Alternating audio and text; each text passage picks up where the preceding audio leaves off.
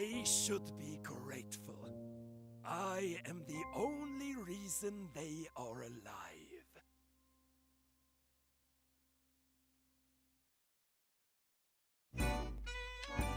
Well, look at all the people showed up in the chat. Hello, Brad. Hello, Ethan. Hello, Nick. Oh, I guess it's just oh wait, there's Stone? James Baker? Oh my gosh. Master Lurker James Baker. The gang's all here. Well, a lot of the gang is here. How are we doing, guys? It's Thursday night. Almost 8 o'clock my time.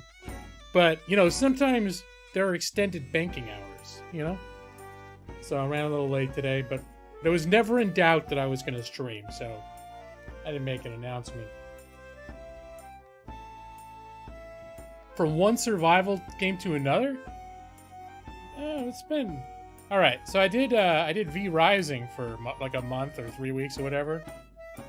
Then I did Katamari Damacy. And then didn't I do Lord of the Rings Online somewhere in there too? And then I did, what did I do last week? Star Trek Online. I was on an MMO kick. And I still might have been on an MMO kick, except I found out this week that Raft, after several years in early access, launched into full release. Which inspired me to take another look at it. I played it, I think it was last year. I don't know that it's the kind of game that I'm going to play through to completion, because it can get kind of grindy and repetitive. But it is fun. So, that's what I've been doing this week. Hanging out on my boat. I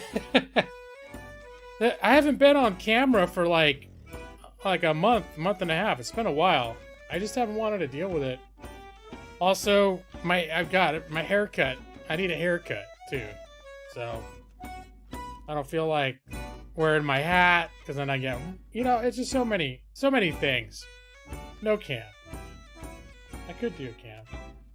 I think that I have the cam set up with a Logitech capture, which is working kind of screwball. So yeah, I don't want to deal with it.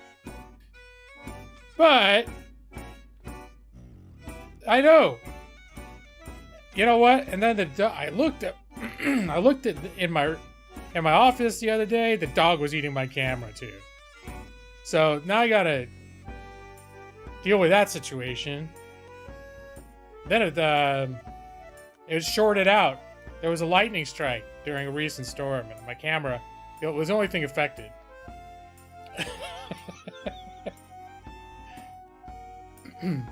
Oh crap, James.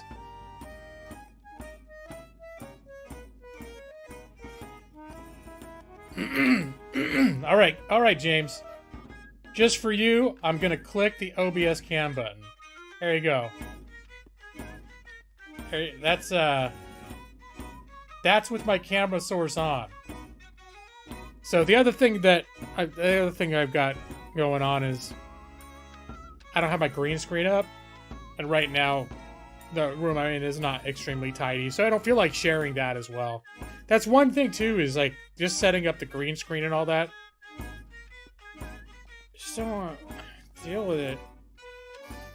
What we could do, I stop the stream. Then I'll set all that stuff up. I'll be back in about 20 minutes. But by then I'll be tired. I'll probably just go to bed.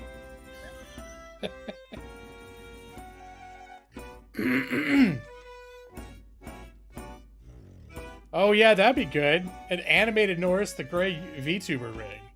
There we go. Well, I'm sorry to hear about your fiance's country. I was actually not aware of the happenings in Sri Lanka. The lie that would take 20 minutes. That's how he gets you.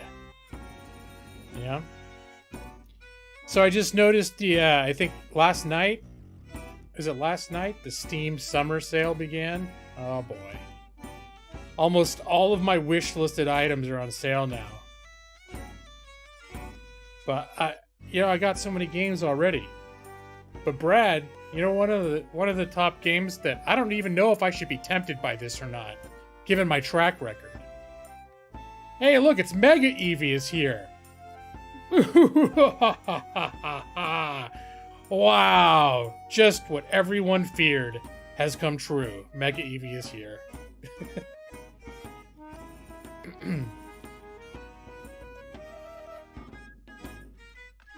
It's about to spread from Sri Lanka, like the great. I don't know what's happening over there, but now you're making it sound very ominous, James Baker. And yeah, I don't always spend a lot of time looking at news, so if it doesn't pop up on like a front page headline, a lot of times I won't know what's happening. A lot of stuff on your list. Usual sale prices, so I doubt they'll tempt me. Hello, EV23!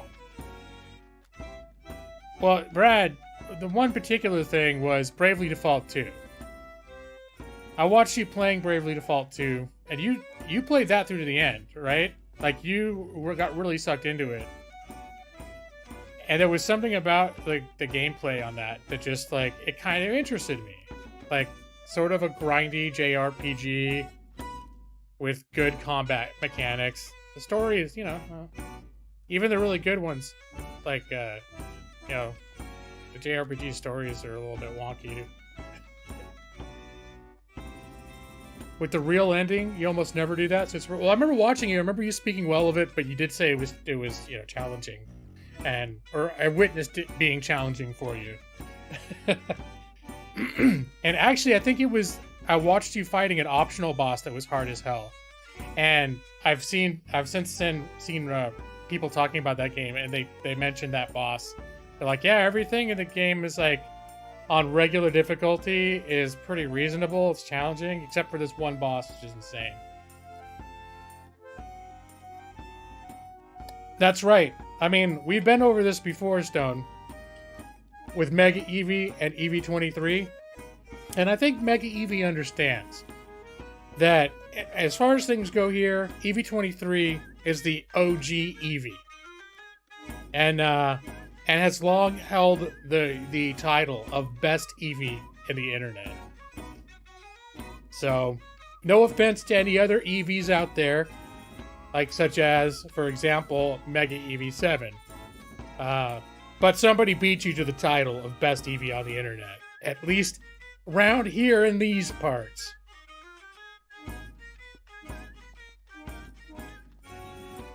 Well, it's not so much that I want to rank Eevees. It's that's just been a thing forever, right, Eevee? That's been the thing that I've always said about EV23. That she's the best Eevee in the internet. There's even like I even started making a Metal Rift video about it. Like 45 seconds of gameplay. I was gonna do that EV23, and I even started making it one day, but then I couldn't find the right guitar riffs, and I got frustrated. So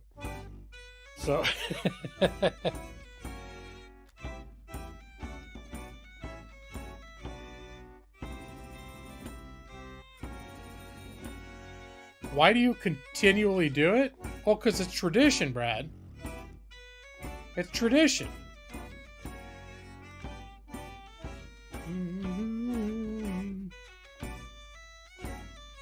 Uh-oh.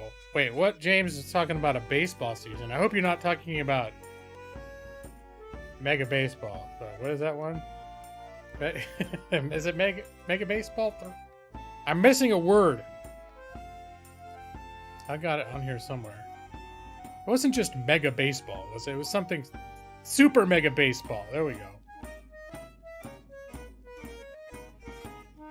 See yous later? Uh-oh. Because James is out. All right, James. James got some weighty stuff going on. But James, it was great to see you.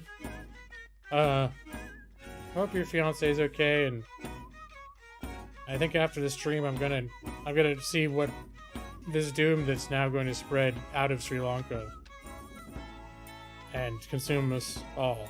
I'll see more about what that is.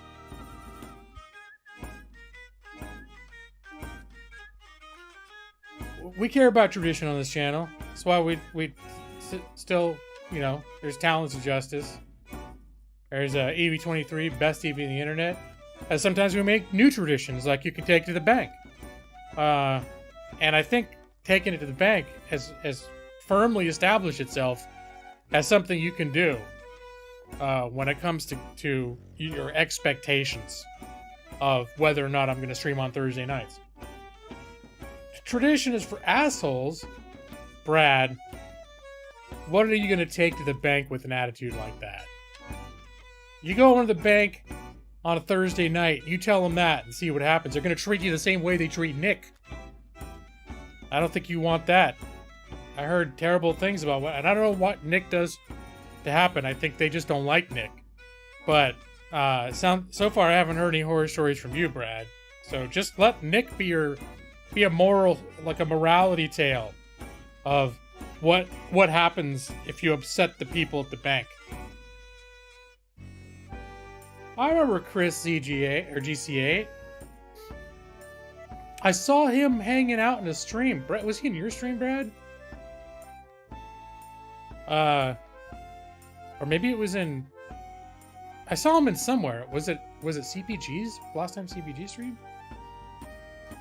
Okay, I know I saw him within the last few weeks.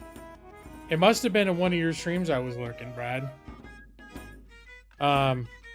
I really liked when Chris used to stream. I liked hanging out in his streams. I thought he was like a cool person to lurk and listen to. He had some cool stories too. I don't know. I thought I understand stream is not for everybody, so you know I respect his decision not to do it. But I liked hanging out in his streams back when he did them. I thought he was a cool dude. And a cool, just a cool person to listen to in a stream. Oh no, wildly conflating callbacks, memes, and tradition. Brad, I feel like you're engaging in a high level of semantics to throw me off guard. Callbacks, memes, and traditions.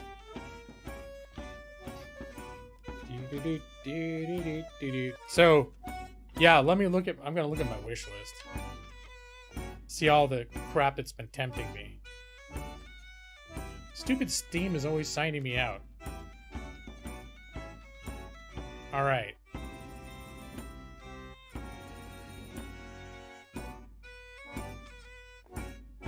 Here, we'll do this so it doesn't upset you all.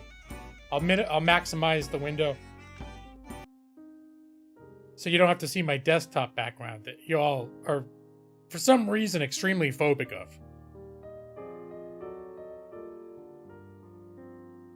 Well, in this case, it's Steam I use through my Chrome browser.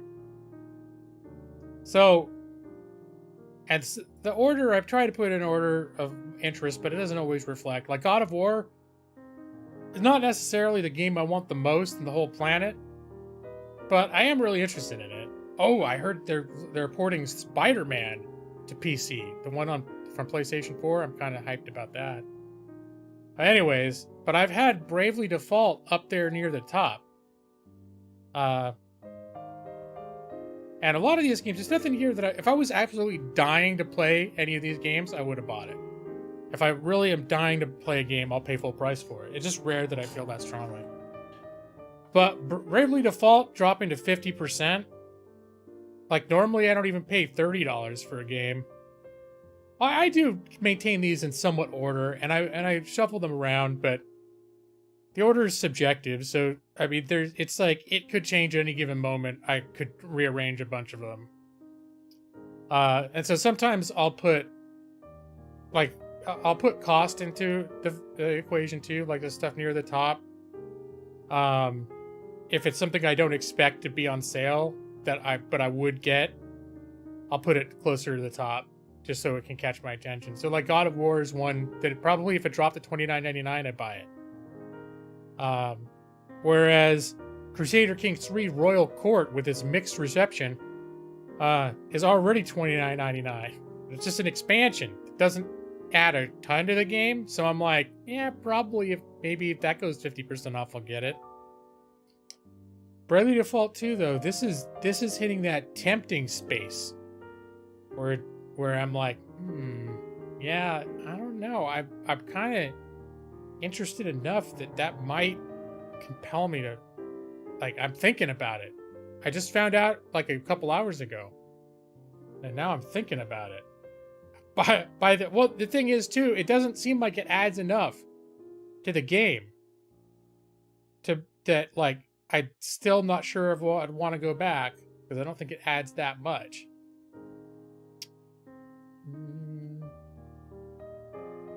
But I did enjoy streaming it. It's just that when all of the little life events that happened started being the same 6 life events happening over and over again, it almost made me want to play Crusader Kings 2 again. I have so many expansions on that. And so much wild, crazy stuff happened. Like, life events happened. They're just like, what the hell? Like, totally unexpected. You don't know what's going to come next. What kind of crazy crap might happen. But in this one, it's like, oh, it's your, the guy from your court. His wife is up in the window singing a song to you again. It's like, oh shit, this is like the 8th time that's happened. You think I should go for it, Brad? Okay, I may just do that because, yeah, I'm thinking about it. But yeah, while I'm looking at it, Nick, you ever play or hear of Nemesis? It's a tabletop game. It's basically like Alien, the original Alien movie, made into a game where you're on a tabletop game where you're on a ship and you're trying to achieve objectives, and it's got a little bit of like social, what are those, like Werewolf, where people may have secret objectives but not necessarily against each other, but possibly. Anyways, the game itself is like always $200 and like super hard to buy and super expensive. And this is still in early access, but they've made what's supposed to be a pretty, well, it's not that their Lockdown is like their sequel version, but it's basically the same game. It's just set in a space station instead of a spaceship. That's one of the main differences. But Lockdown is like, it's supposed to be a pretty accurate and well translated version of the tabletop game. So I threw it on here.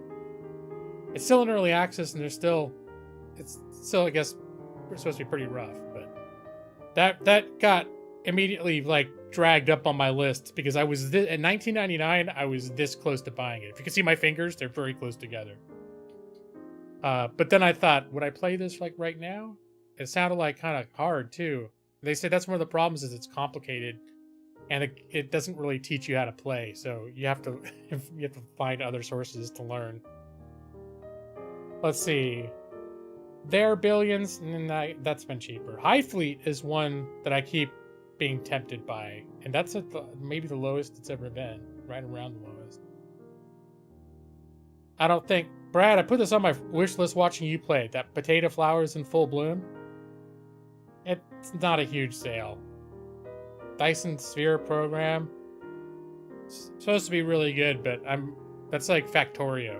Like, I need to be in the mood to play something that, in order to appreciate it, would need to dominate my life for 2 months. Yeah, here you go, Brad. Or Nick. I was this close to buying it. There, you feel better now? I turned on the OBS cam icon.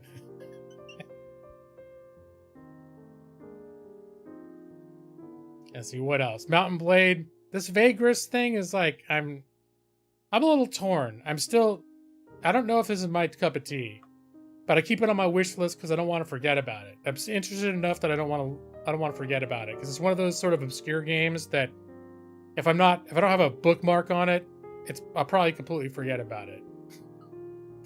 Mountain Blade 2, nah, not for $40. If this thing ever dropped to like $19.99, I'd probably pull the trigger. So far, they haven't been that good. Distant Worlds 2 is another one. It's supposed to be pretty jank, but there are things about it that I like in concept if it would work. but I'm not gonna pay $45 to find out. I'd be willing to pay maybe 15 to 20 bucks to find out. But I have stuff on like Amazing Cultivation Simulator. I don't know if I've been into that. It's like super weird Rim World, except you're in a cult, like an Eastern cult. It's supposed to be crazy and super complicated, but super interesting if you take the time to learn it, which I don't know if I would, but it's interesting enough I put on my list. So a lot of these. Prison Simulator seems like it could be kind of fun. Police Simulator, Stonehearth. Was that Brad? Was I watching you play Stonehearth? Half the things on this list are because I watched Brad play it, and then I'm like, I gotta remember this game. When Brad plays it, it looks fun. Noble Fates, for example, that's something I watched Brad play. Let me see. Yeah, I do have Tabletop Simulator, and I saw it on Tabletop Simulator. I haven't played a ton of Tabletop Simulator because I've found it... I don't know. I guess it could be good, but when I think about a game that's like complicated, then I don't know. I like better playing at something that either I know it inside and out already, or the game's gonna automate enough of the systems that I'm not gonna have to know it inside and out. But I know it's on there. In fact, when I was first interested in the game, I looked and I found like 2 or 3 different versions of it.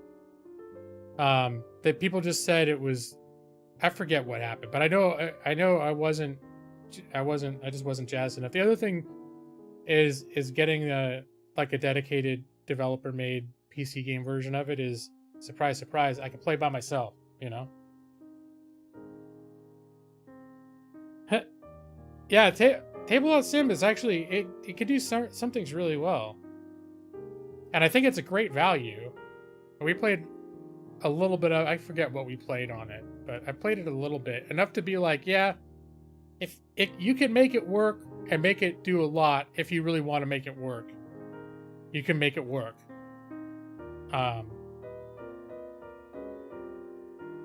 But, yeah.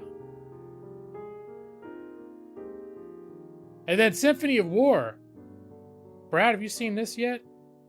This struck me as a kind of game I would expect to see you playing.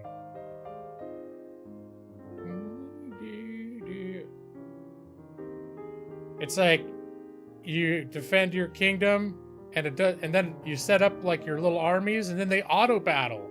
They auto turn-based battle each other. Just like you set it up and let them go, and when you fight, you see what happens. And I was like, holy crap, this is exactly the sort of game like I would expect to turn up in a Brad Pritchard stream and see Brad playing.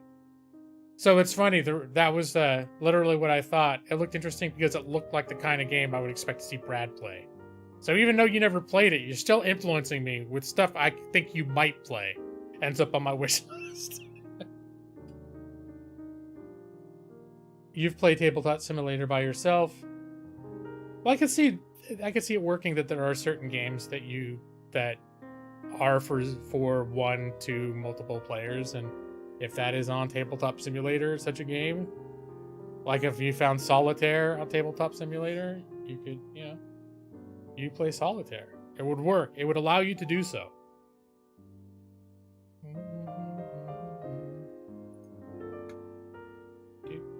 But yeah, so these are all the games that I have on my list.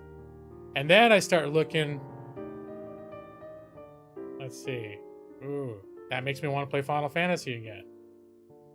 See, I already own that. Let me see, what's good? See, I see stuff like Hitman 3, and I'm like, but I never finished Hitman 1, and I'm pretty sure all the Hitmans are available to me on Game Pass right now if I want to pay $9. So, New World.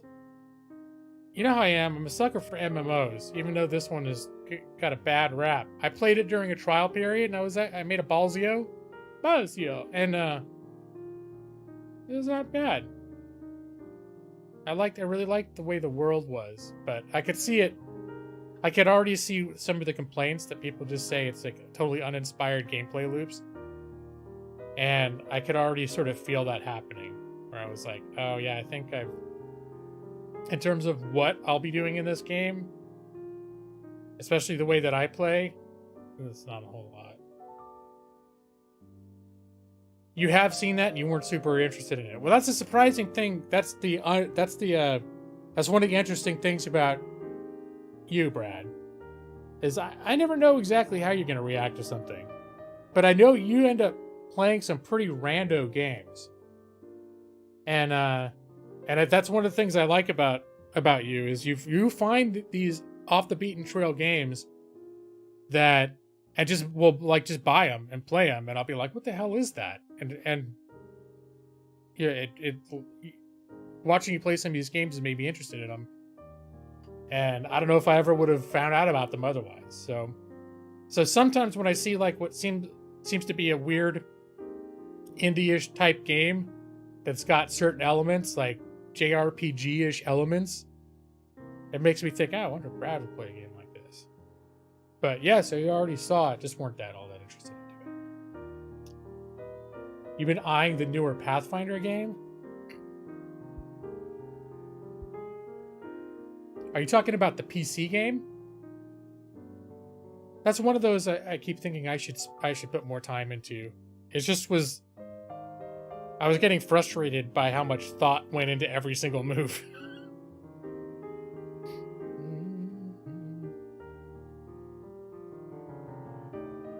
There was one game that jumped out at me.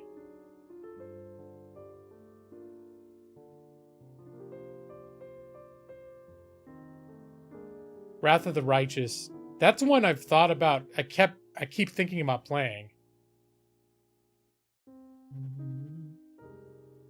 Brad, you have an above average willingness to buy games you know little to nothing about. Do you hear anything about it, or do you just randomly see a game and just be like, I don't know if this could be absolute shit. Like, oh, no one's ever played it before. Well, I guess I'm gonna drop $30, see what happens. Not that I always take reviews super seriously, but I like there to be a nice smattering of reviews so I can see what people had to say that was good or bad about a thing.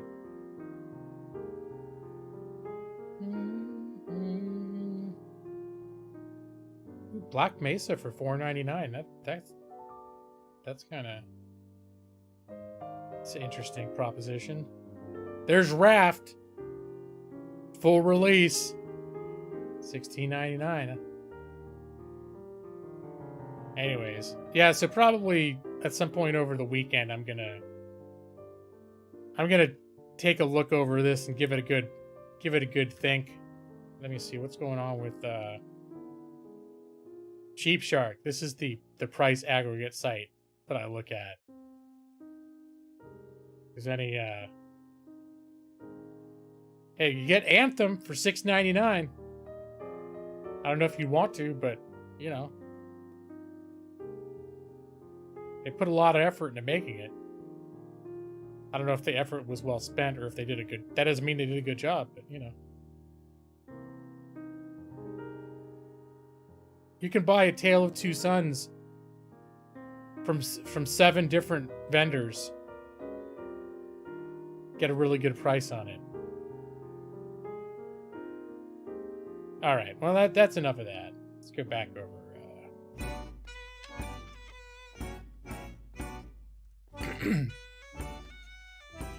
You spend a decent amount of time looking around Steam.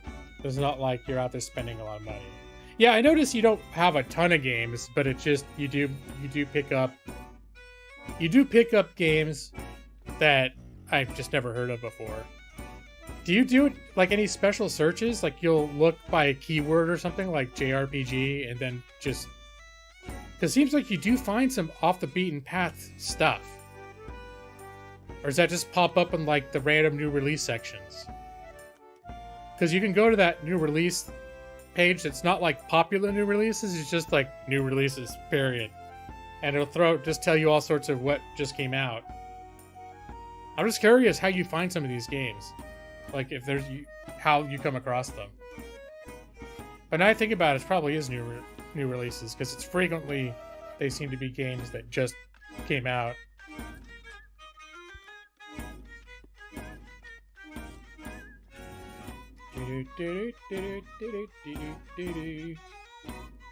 Searching by genre is wordless. Well, sometimes I'll look by keyword, because sometimes it'll, if I know I'm in the mood for a certain thing, it'll just narrow down what it's showing me. But I don't look at them all the time. So I guess if I looked at the same keyword categories all the time, I'd end up noticing that kind of a pattern. Looking at new releases and using the little discovery queue thing. Oh, okay.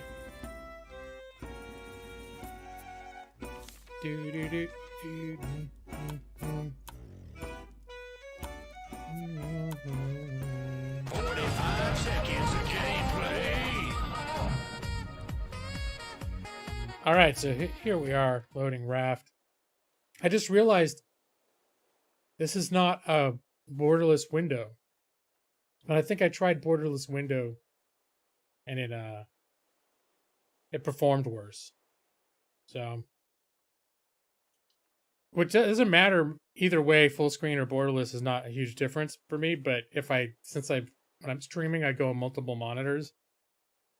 If I ever need to interact with chat or OBS or whatever, makes a little, the whole game minimizes. It's kind of a pain in the ass. I'm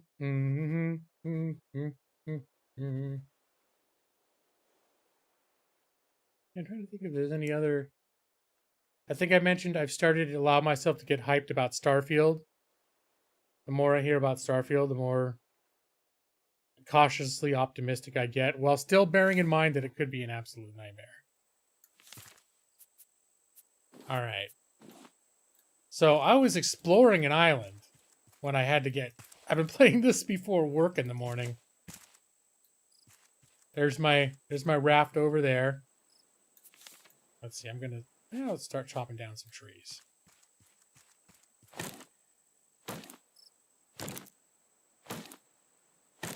I probably don't need planks that much. Mostly what I came here for was to swim around. You get metal ores underwater. Mostly came to swim around for that. What do they got? Yeah, pineapples are good. There's flowers. I'm not collecting flowers right now. Yeah, that's a Bethesda one. Some people are calling it No Man's Skyrim, which I think is a clever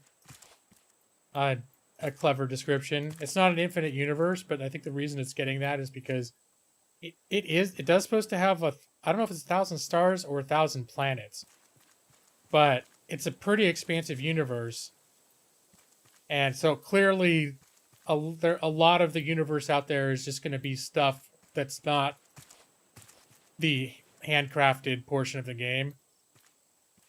But one thing that intrigued me about that is, I do enjoy games that get modded. I like the modding scene in Bethesda games. And if they're throwing out a galaxy with 1,000 planets, modders could have a field day filling those up with things. It'll be buggy, interesting, and mods will save it. So, yeah, that's sort of... I mean, honestly, I've liked all of Bethesda's base games, but I often wait for the community to come up with fixes. Like, I'm trying to think. I don't know that there's a single Bethesda game that I bought on release. Like, even Skyrim, I think I've waited a year. But now I can't remember. If I made a move on Skyrim. I know Fallout 76, I waited a year. Alright. Let's go have... Oh, hold on. Let me get my flippers. My flippers and my oxygen tank on. And I'm seeing a lot of seaweed. You can use this to make, like, this kelp goo stuff. It's like rubber. We're stranded out here. Actually, Stranded is another game that I haven't bought, but I've had my eye on Stranded. Like, when it pops up, I always go, Stranded.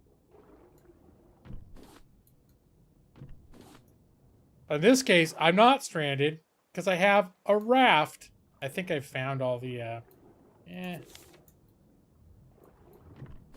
this is copper ore. I really don't have a ton of stuff that I need copper ore for. This is that effing shark. Alright, the shark is paying attention to my raft. The shark likes to circle my raft, so I can't spend a lot of time looking under the ocean near my raft, or else I'm gonna constantly have to deal with the shark.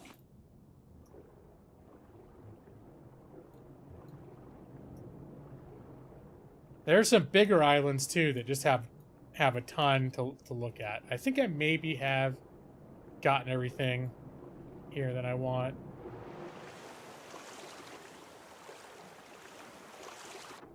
Yeah, this is just a little island. Yeah, as long as I'm here, I'll grab. Someday I'm probably gonna realize what I wanted copper for, and I would kick myself for never picking it up. But right now, it's like, it's basically used for things that I can't make yet, like, oh, God, fucking shark.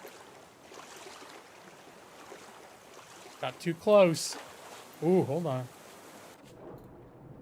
These are the things I want. Okay, god damn it, shark. Yeah, I see you there.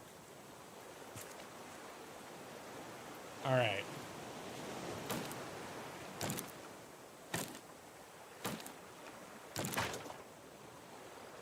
Well, the Steam Summer Sale, I was just talking about that, Matus. In fact, I spent about 10 minutes with my wish list open, going over all the stuff that's on sale on my wish list.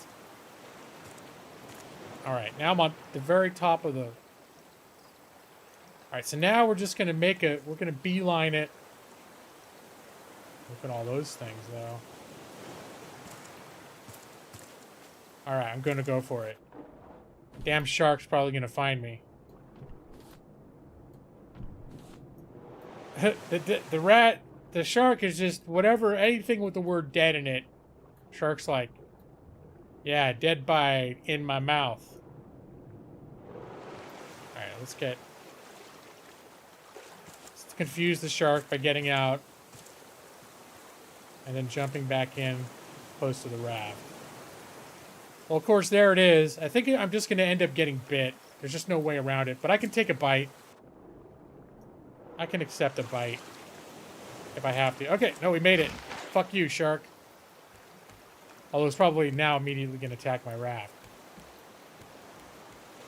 Come on. I know what you're about.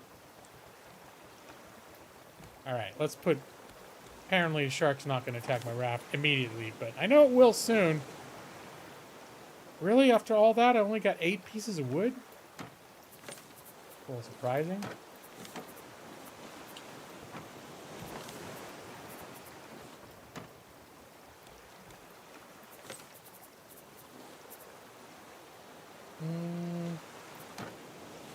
Let's start smelting the metal that I did pick up.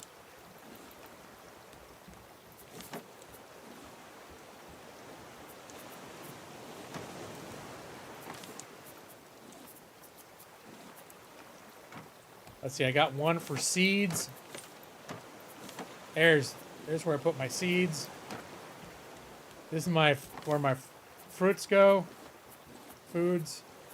Oh, there's seed. Yeah, so obviously you know how I am, how these games are. I don't know if it's my fault, but it starts becoming a lot about inventory management.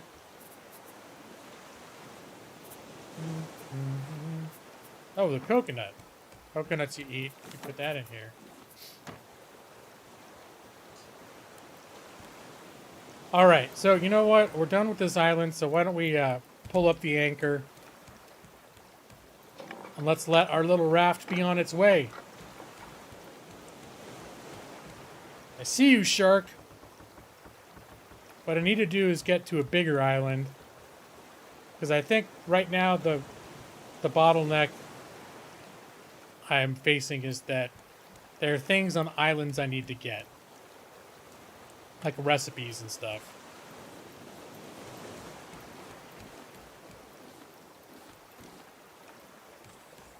Where is that? Hey, barrel.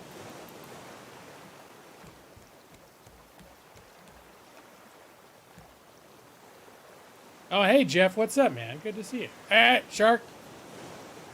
I'm really surprised the shark hasn't tried to bite my boat yet. Hey! Get off of my scarecrow. I'm gonna get feathers and drumstick.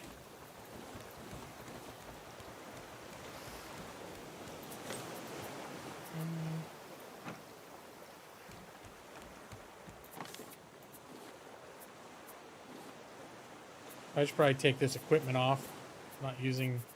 I think these just wear out whether I'm using them in the water or not. Ooh! Dehydrated. Oh, god damn it. You little bitch. Alright. Probably won't be needing the axe right away. Let's see, this is what I can do. There we go. It got me.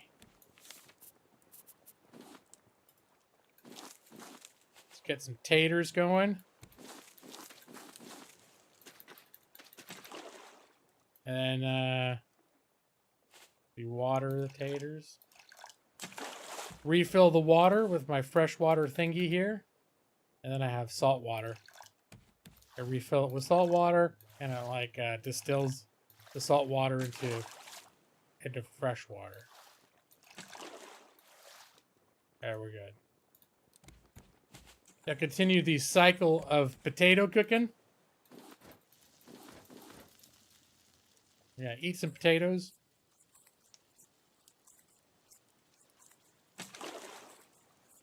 This might not be the best streaming game in the long term for me, because actually often to figure out like how I'm gonna build my boat and stuff, that's the sort of thing that I don't do well.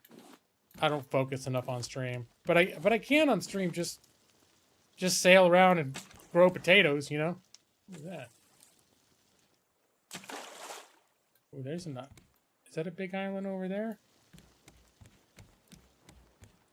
Here, let's one thing I can use is just an absolute crap ton of that metal ore.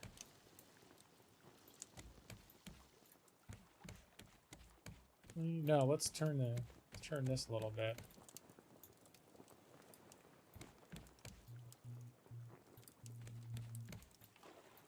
Now between the actual wind and my sail, we're going straight ahead. Let's turn a little more.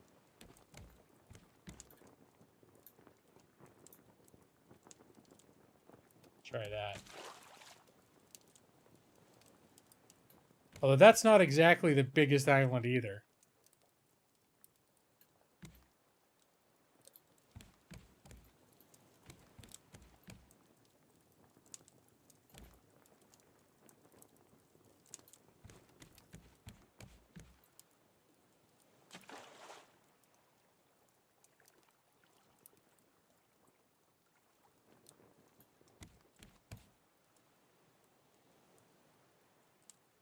Yeah, it should give me just a little bit to explore.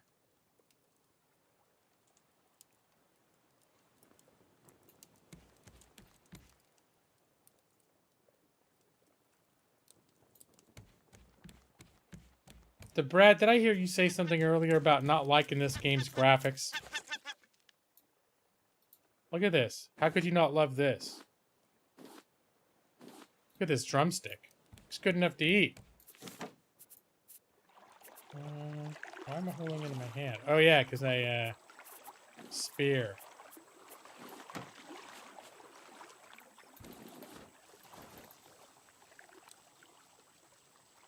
Alright. You think the plants look bad?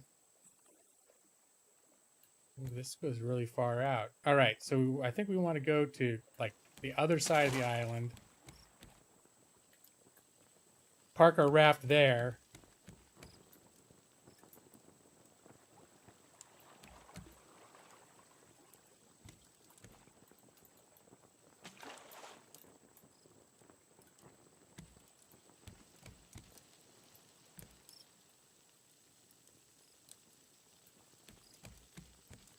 Cleared this.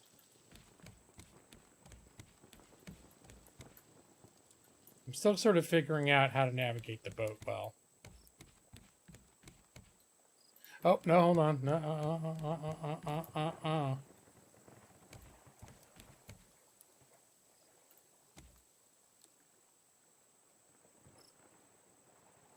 All right. Yeah. Okay.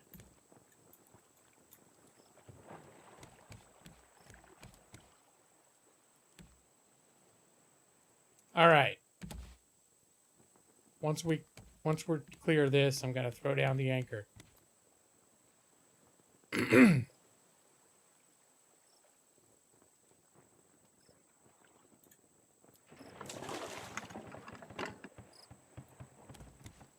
All right, now I should probably get this stuff back out.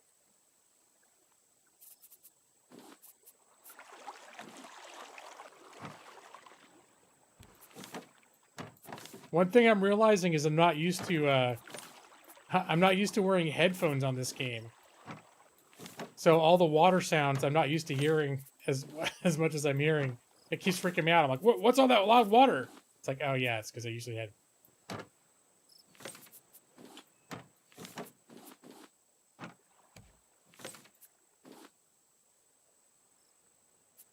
All right, is this here? So let's do a little refill. Off on that.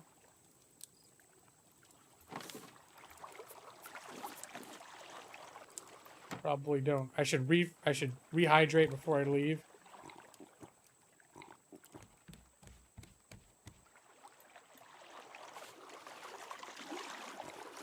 Oh god damn it! Did I just drink salt water? Yeah, I did. That's no good. That sure was a derpity dirt move.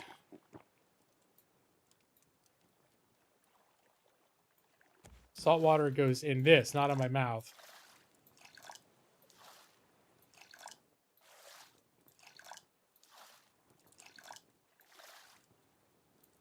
All right, and some potatoes.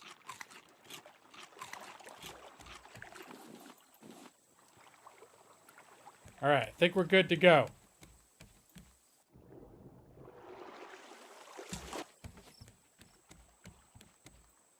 Give a little shark a run for its money. Oh god damn it. I didn't even realize I could I could drive the shark off like that. Hey, maybe I can kill it if it keeps this up. You can kill the shark, it just another one comes back. I just realized that my hook's almost completely dead. This was a poorly planned trip. I need to go back and make a hook.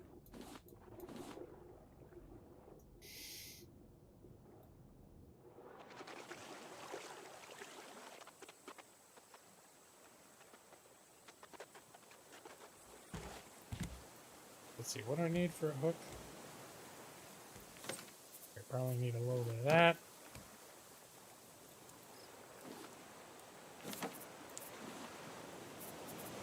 Hook. Rope.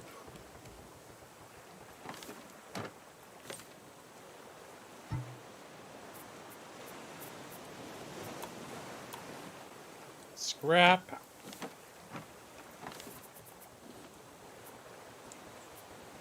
There we go.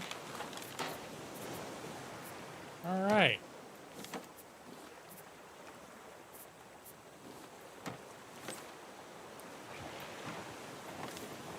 Where is it? Hey! Get off! Gotta repair. It's more expensive, or it's cheaper to repair than to replace. With that drumstick, I'll catch salmonella. Well, that's why you put it on this delightful barbecue, Nick. Alright, I'll put that on there.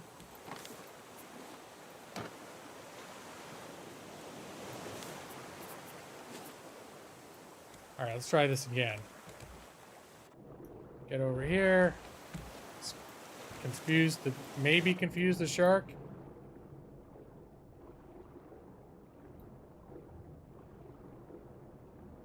Alright, I think sand and clay are also things I want to collect. I thought I had a bunch of clay, but turns out I didn't. Because I hadn't been looking to collect it. But with sand and clay, I can make more of those smelter things.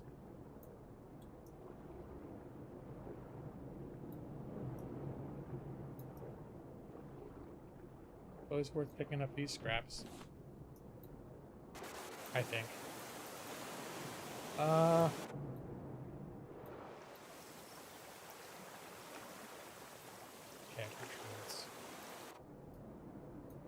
Alright, I was trying to pick up parts of the seaweed. Is this the kind of... Yeah, this is the stuff. It's just plain metal ore. That's the stuff that you need shit tons of. That copper? No, I'm gonna ignore that for now.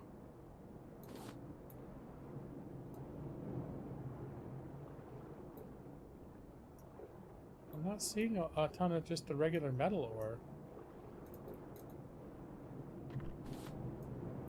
Giant clam.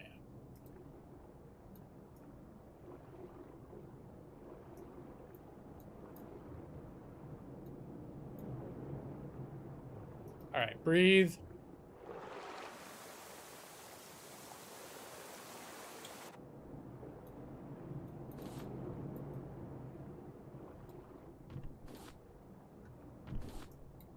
Scrap.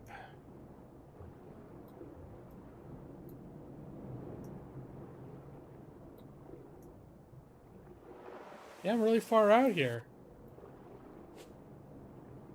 With all this, you know, accessible terrain around this island, I thought I'd be finding a lot more metal ore.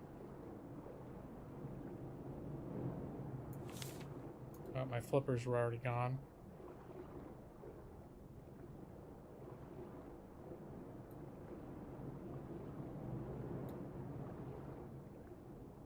Diving down as deep as possible. I think I have in the past. I mean, in certain areas you can see. Well, down here, if you dive, there's nothing. It's just this forever. Normally what you'll see is certain areas, you'll keep seeing ledges further down with stuff. You think maybe Norris the Gray's down there? I just have to make a leap of faith and go far enough so that I could not swim to the surface before suffocating. Only then will I truly find Norris the Gray. 6 miles underwater. Well, Norris the Gray, yeah, he's not like the rest of us.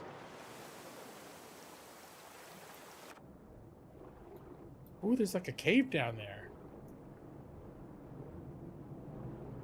Let's check that out. But pick up this clay on the way there.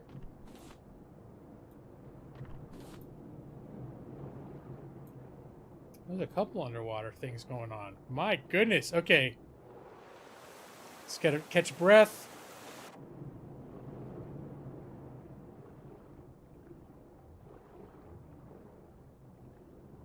Oh, this is kind of exciting.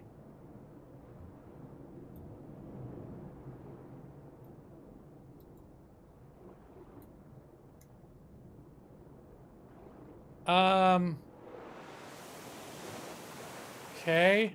Are these just shortcuts around the island, basically?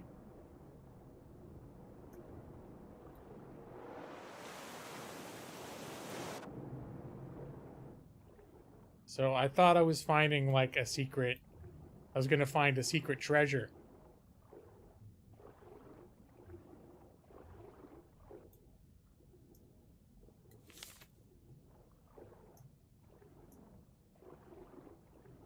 Down here.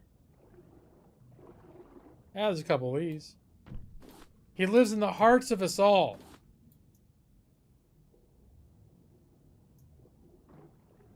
Norris the Gray.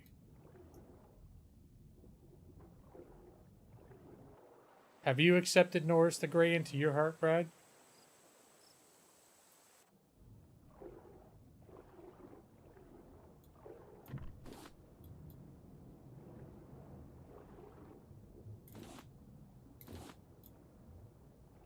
This is 5 metal ores for this whole trip to this island, huh? I got to admit, I was expecting a little bit better. Whoa, god damn it.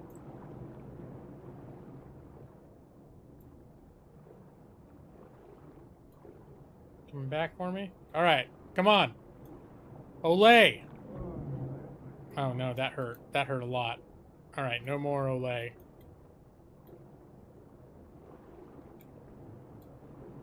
Nope. Can I lose him in the, Oh god, now I'm drowning. And I'm getting bit by a shark. No, things are not looking good for me right now. Get out of the water! Alright. Let's have a little, you know, some potatoes. Eat a potato, calm down. One more bite. That's all it's gonna take.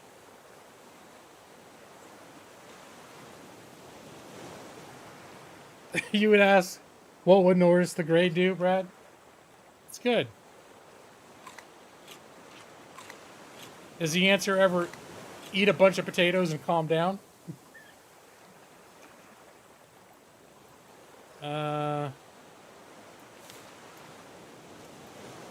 Alright, I'm gonna go for it. Don't get bit, don't get bit, don't get bit. Get out of the... Damn it, damn it! Oh my god, that was so close.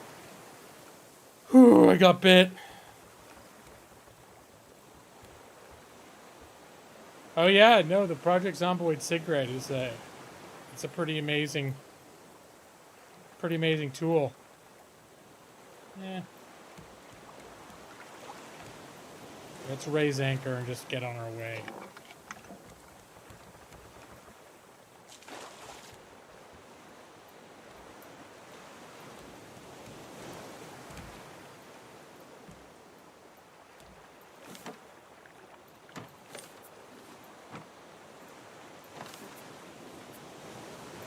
I did get some sea life. This is where sea life goes. Except for this, seaweed is refinable, so... Alright, I'm pretty sure... Yeah, that's about done. Where is he? I hear him biting my shit. Oh, I need planks.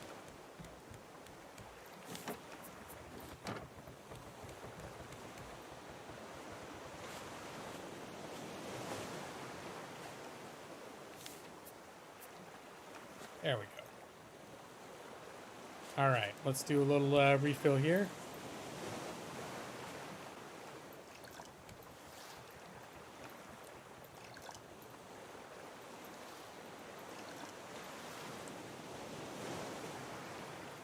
Get some potatoes.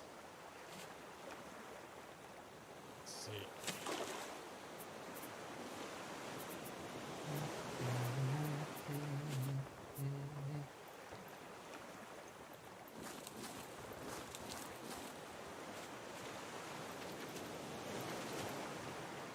And water that.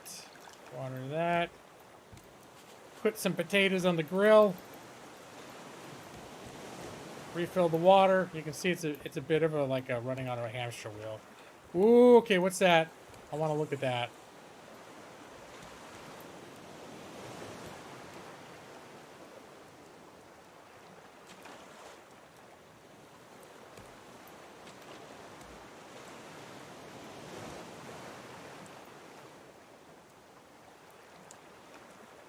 What I'd like to do is be able to get up right next to it.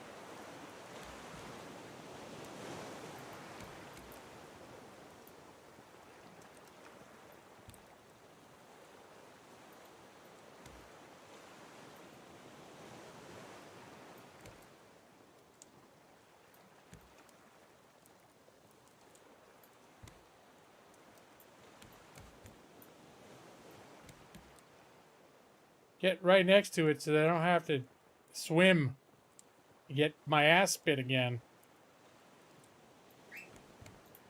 Right, Chance? I don't want to get my ass bit. Chance, she understands. Alright, that's about good.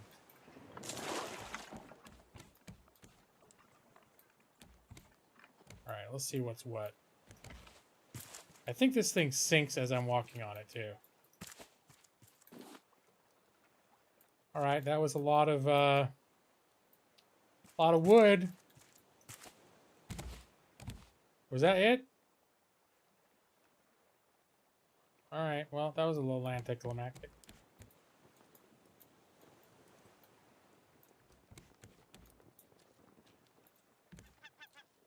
Oh, hold on. Get off of my crops, bitch! I need to build a new scarecrow.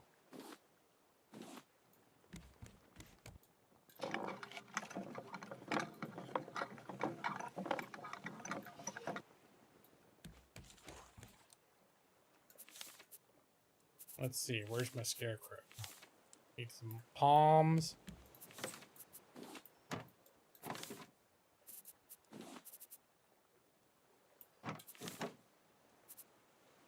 Plastic.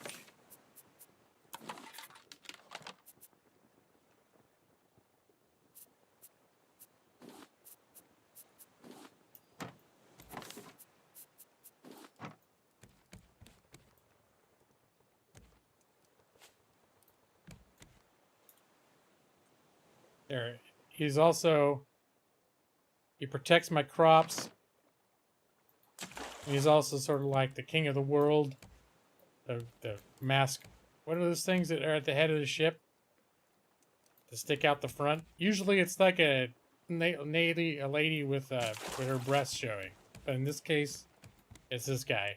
He's what we stand for.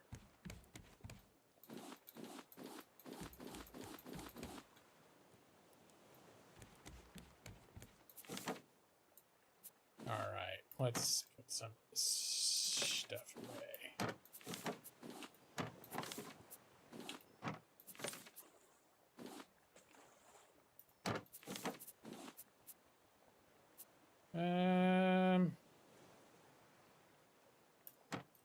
Drumsticks. One thing I want from the islands is you can actually get recipes to make more advanced stuff. I don't know what they are. That's why I'm not cooking up the chicken, because I'm fairly certain I'll find recipes that could make good use of that chicken.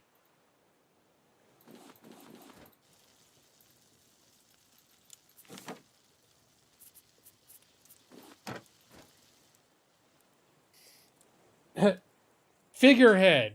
Is it the bowsprit? Is that a thing? Yeah, that's what he is. I just realized I'm basically like out of potatoes. I mean, I've got plenty of backup potatoes, don't you worry.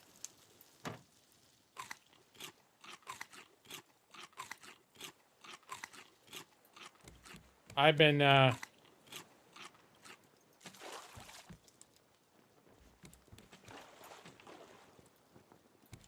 cooking potatoes for a while now. I'm no spring chicken, you know? Alright, let's have a little bit to drink.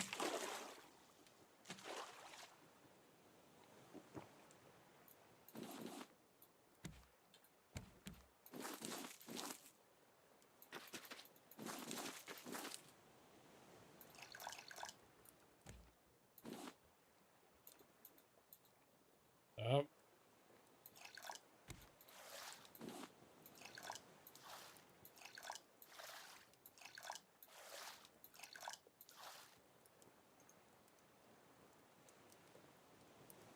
You don't think you could survive for more than 15 or 20 minutes on a raft in the ocean? Well, when I first started playing this game, I couldn't... Damn you! I think I lost track of getting myself fed, and I did die of starvation. That was a little... disheartening, you know? I think I see an island over there, but it's a little island. I need to find a big island. Yeah, that's a little island. It's time to find a big island.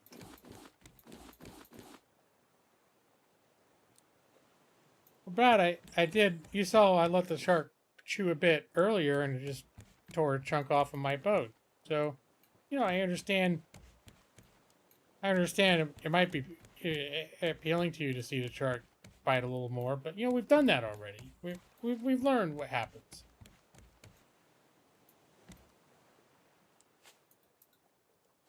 So my philosophy is, don't let the shark nibble. Try to let the shark nibble as little as possible. That is just based on my experience and expertise. That's the conclusion that I've arrived at.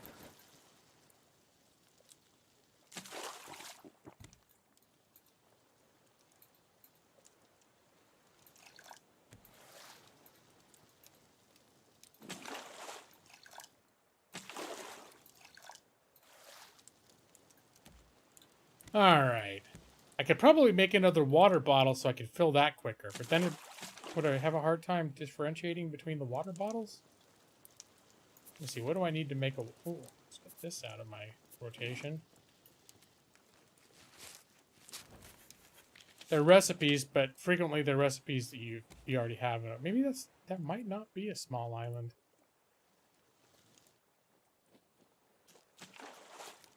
Hey! Get off of there. Nah, I think it's a small island. But to keep an eye on it as we get closer.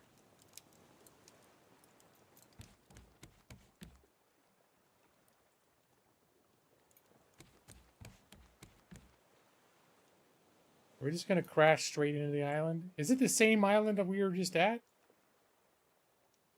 So that's what I learned after a while. It was initially something that turned me off from the game, because at first I thought this was an actual sea, that you were just going over the other side of the map and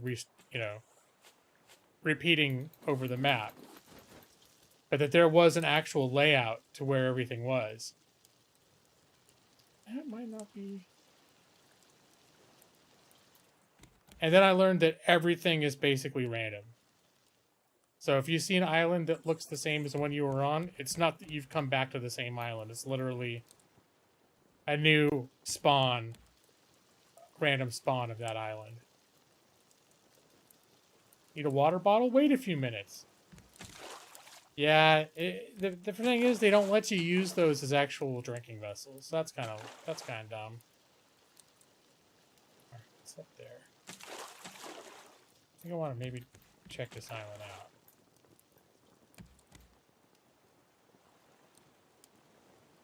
But I see some stuff up there. There might be some stuff up top.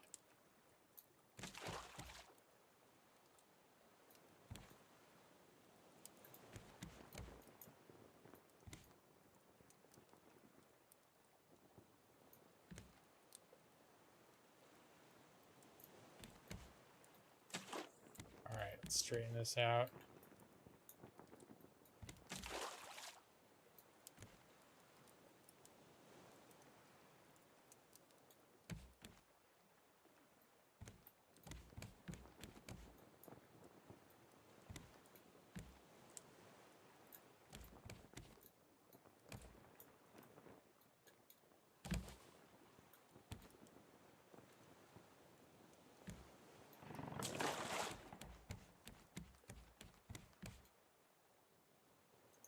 All right. Well, firstly, let's get this junk sorted away.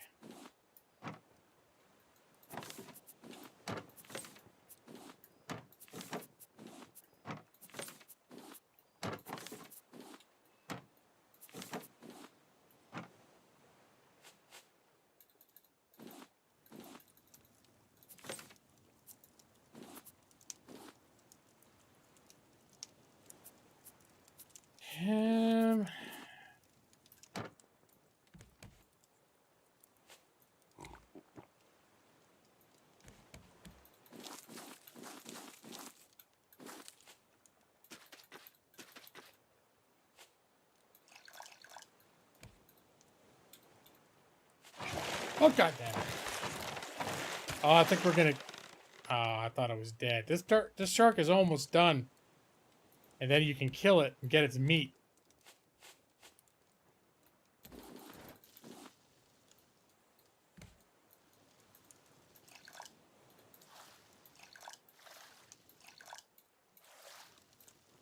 All right, let's put this water. No.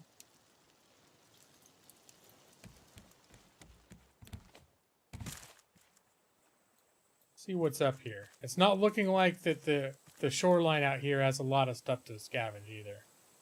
So this island may just... Oh, wait, there... Okay, there's a little bit over there to look at. That works out because it's the opposite side of the island from my boat. You have potatoes, make vodka. The long game. I know. Maybe you can.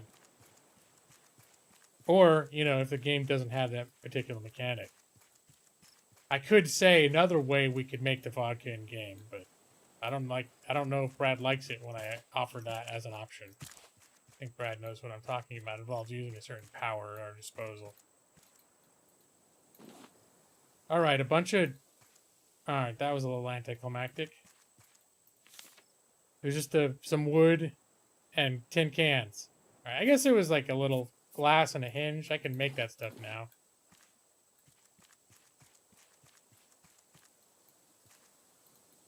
Alright, I can look over all of that. So that's nice.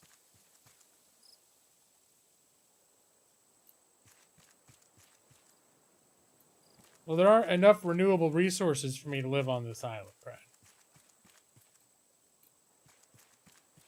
So, what would happen is...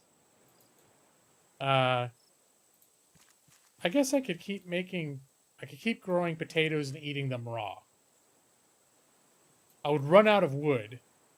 My main source of wood is those nets collecting things that wash up from the sea. That's how I do all my smelting and all of my my cooking is from that wood. Here, I would chop down these trees, and then whatever wood I had, that would be it. And then no more fire. Hey, Overlord McGeek. I actually don't know. It does appear, based on like the trailer, that they do have some kind of a story. And now that it's released on 1.0, my assumption is then that it has an ending. I mean, I think it's had a story forever. It just hasn't had a complete story. Not forever, but for a long time. Have you played this, Overlord McGeek?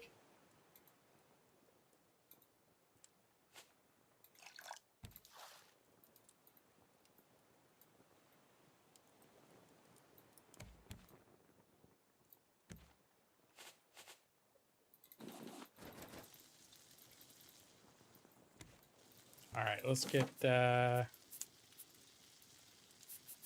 sorted, get that sorted. Don't need to be carrying all of this stuff. That does go there. Suppose I can keep. It's good to have a little bit of wood on you, you know? Put this in the seed box. And oh, I should look into these are almost done. I think I had a backup pair of flippers. Oxygen bottle.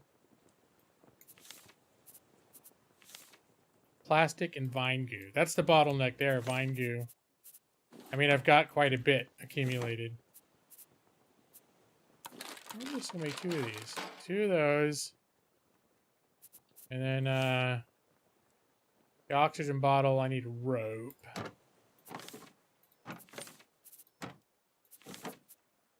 I think I got, yeah, I got a shit ton of rope. Plastic bottle, a plastic bag.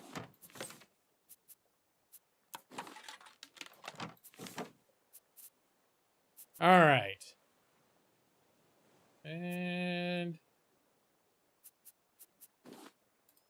put this back in here. Got a little more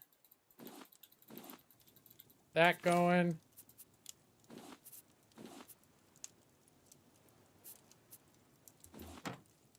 I want to see. Okay, there is a difference. The fill line is green.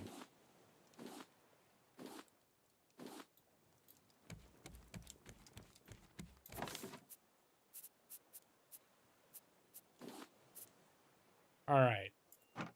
So let's get back on the island. You try, but then remember you had a backlog of 200 games. Now you have a manageable 160. I've got a backlog longer than that. I know that. Wait, I just ran away as the shark was eating my... All right, Brad. We didn't get to witness it, but your dream just came true. I think the shark just took a bite out of my boat somewhere.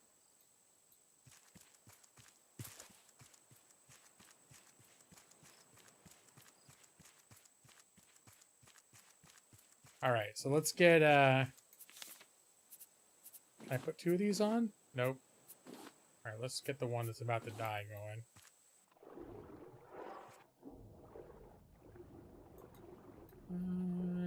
I remember, metal ore is the main thing we want. Why do I have this here? Let's do that. I don't need the axe underwater. It's just not going to be... the way I've got my setup, I have very easy access to the 1 through 4 keys. And not quite as quick access to the other keys for shortcuts. So that's why, to me, what's in 1 through 4 slots is the most important thing.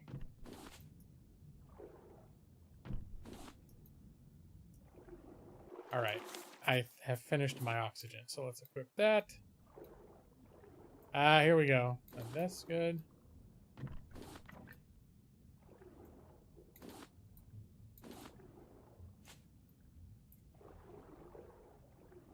Any more, There's some. Yeah, this is one of those games, too, where it's probably when I'm not going to finish it. I probably. I mean, I don't know. I enjoy it. I keep playing it. But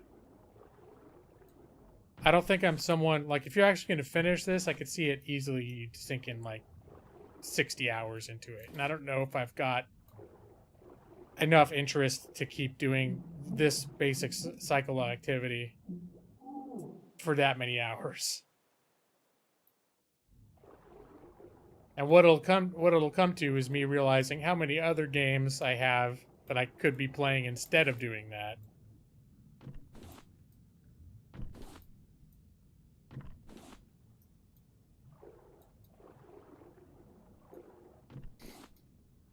Although I haven't even checked. I don't know if there's settings. I don't think there are, but some games like this will have settings when you're setting up the world. So you can be like, yeah, let's make every resource node give me 4 times the amount of crafting materials. Otherwise, I'll be on the island forever. Will it be like that time I was playing Pool of Radiance and then I never finished it? And everybody thought I was... Is it just a big disappointment? Is that really all that there was in terms of the metal ore? I was hoping for more.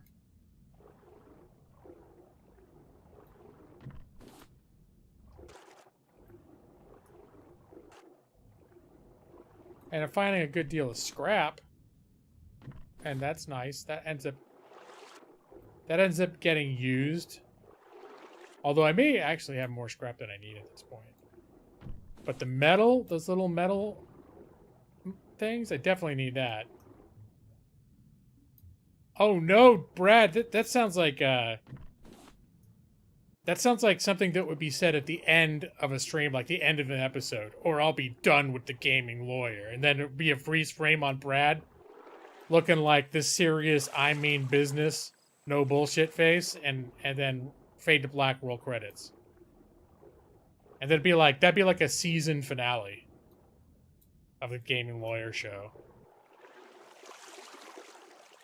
Everyone's like, I don't know what's gonna happen. You know, G-Law never finishes games like that.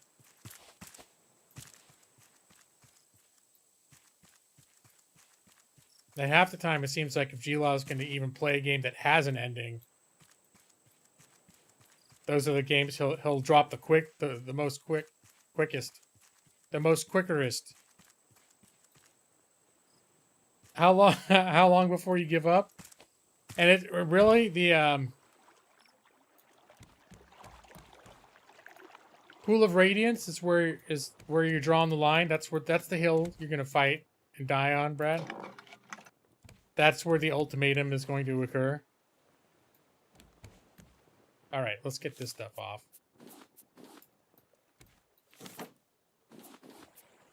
Where are you? Oh, he did bite a piece off. Yeah, Ilky's dead, though. Come here.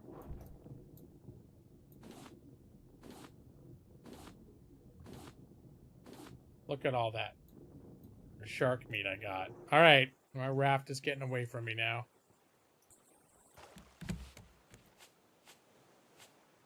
All right, do a little repair.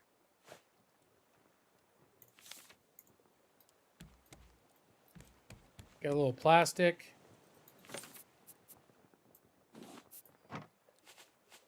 Do a little replacement. All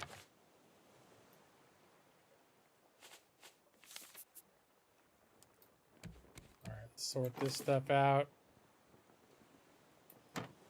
I'm going to end up collecting a huge supply of shark heads, which I think are only funny if you're playing with other people that think it's funny.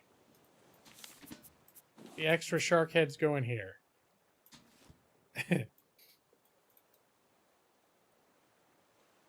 Well, that shark's been harassing me for a while. It's been the same shark for a long time now. I've been whittling away at it.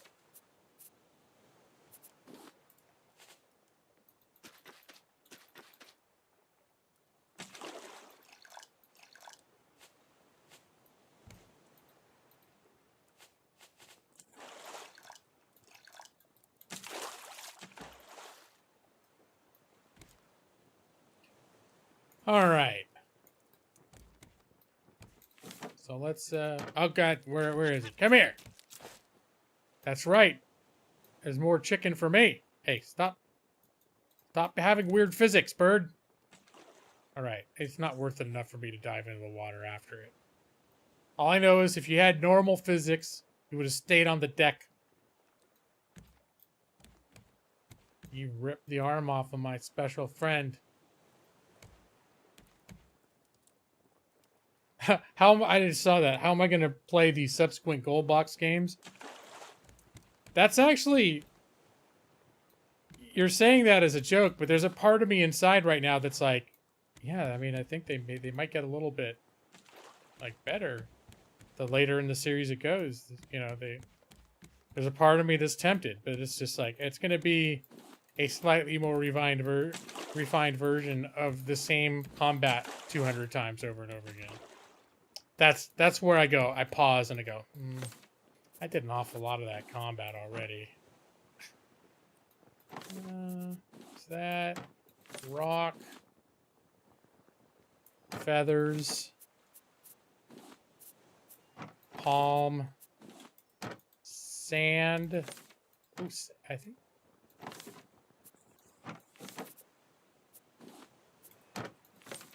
Scrap. What?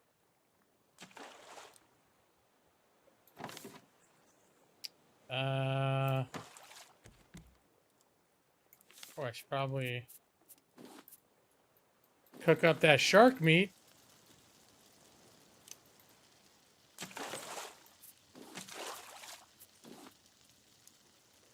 Why am I still carrying clay on me? I'm not using it right now. I just want to make sure I've got ample clay.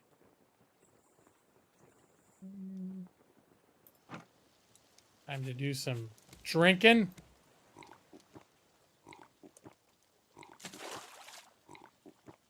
And some eatings. Just chow down on those taters. Like there's no tomorrow. High in potassium. Nope, get off! Where'd he go? Did I get him? No. It's a figment of my imagination.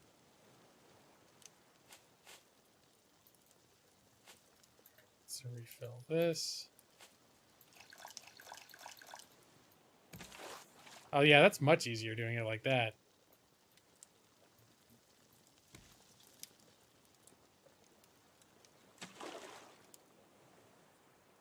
The leg bone of the shark?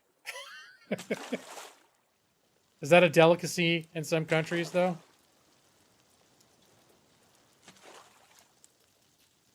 Let's see.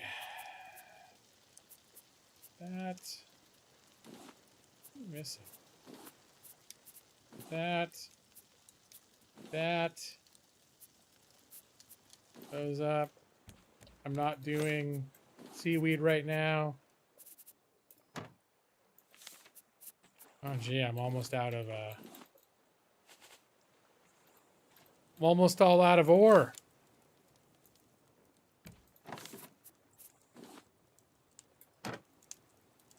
So maybe it is time to bring this on.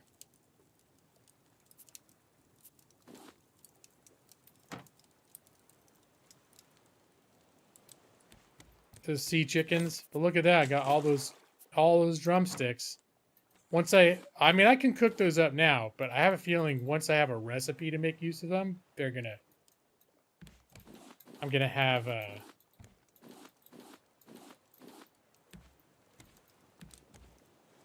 have a mountain of very, well, not a mountain, probably many bowls of very sustaining chicken stew. No, not yet, no.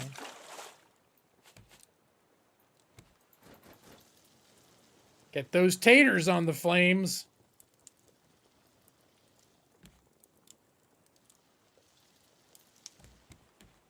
I see another island out there in the distance. From here, it looks like it's another small one. There's some ginormous islands out there. I just keep not seeing them.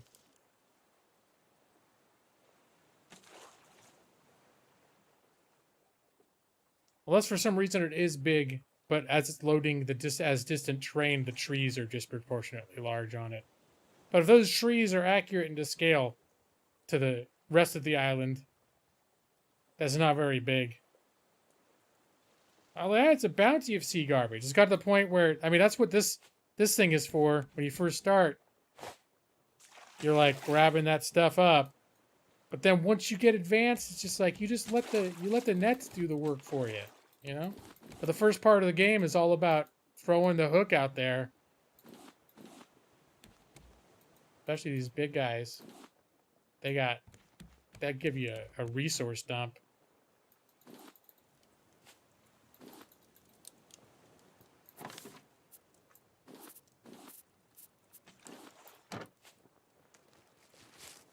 Let's see, what's in here? A book pile. Well, that's going to be helpful. And rocks. Yeah, we all love rocks. More plastic bags. Or radishes. That over there. Yeah. Hey! Right. Oh yeah, that's an itty bitty island.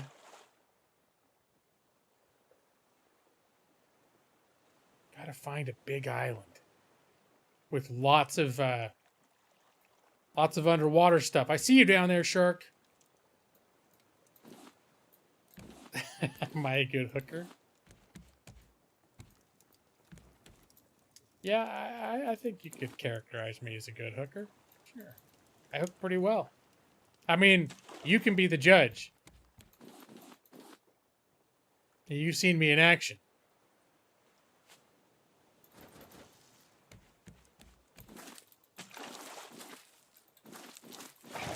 God damn!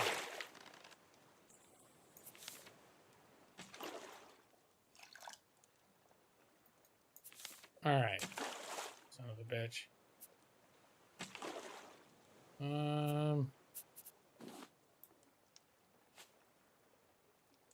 Nope, we need to do this. That's one reason why I want to get metal ore, because then I can reinforce all this stuff. Take it a little longer for the damn shark to chew it off. Alright, what was I doing? Here we go.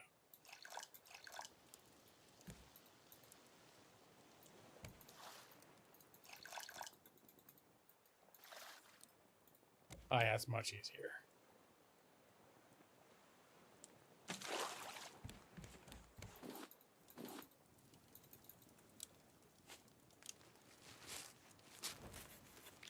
A table. I think I've already learned the table a long time ago. Yeah, let's keep this out. Metal ore will stick in there. Boom. Oh, that doesn't... It's not where that goes. Feathers go in here with the planks. Because that's where I decided that should go.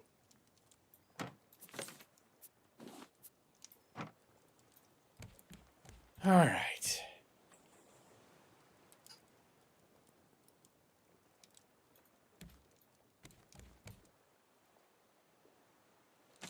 And... Good, I guess I could top off my hunger meter. Eat potatoes like there's no tomorrow.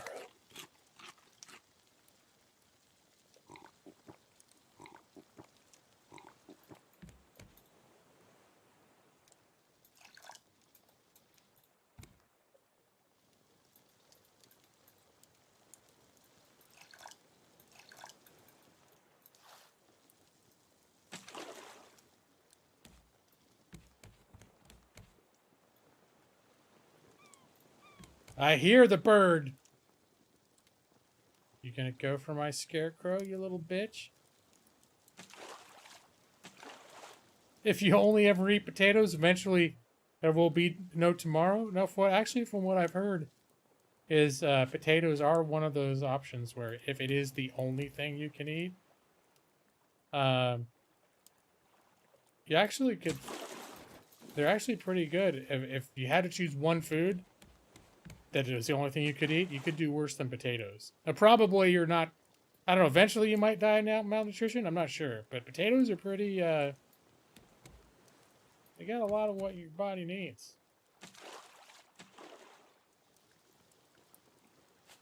All right, let's make some more of the seaweed goo. Vine goo. That's what it's called.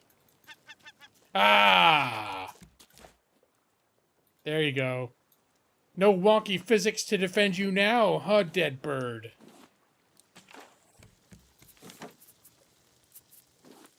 There we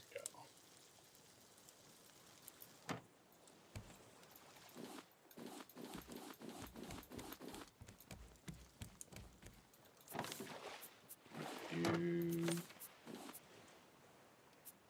Do.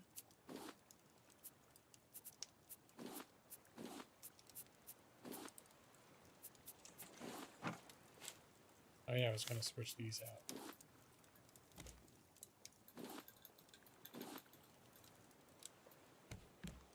Ready to harvest yet? Nope. Yeah, haven't you heard the cheerful rhyme of the ancient mariner? It's all about a lucky albatross. Put it around your neck.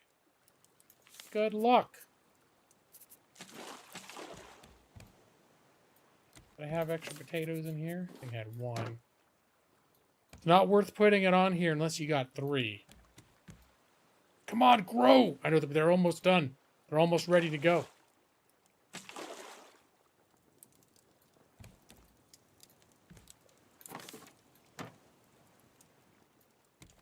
Come on. You know, a watched potato never grows. You know that saying? I'm demonstrating that right now.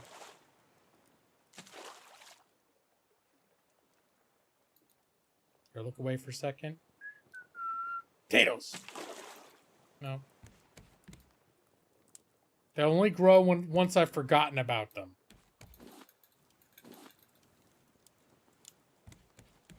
It's like, oh, hello.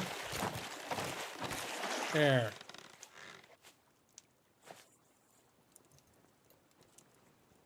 Maybe we can look at the recipe book. A circuit board. Can I make a circuit board yet? I guess I could make a circuit board. Plastic, copper ingot.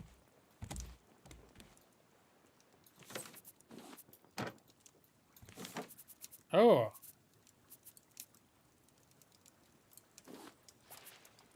I just... Oh, dolphins. All right, now I'll bet the potatoes are all ready to go now. Ha! You thought I forgot about you, huh? Nope.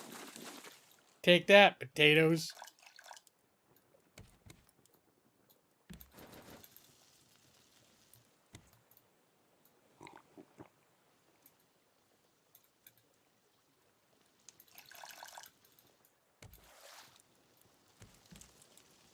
Well, I do find The Martian very inspiring, and I could be just making a bunch of radishes, or beets, because you can grow beets in here as well. And actually, I could be growing watermelons and well, papaya trees and crap too. I just haven't bothered to, to buy. I can make the larger planters for those things. Just haven't bothered yet.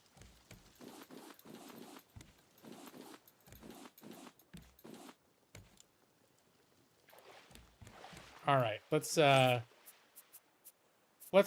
actually make it copper grinding time.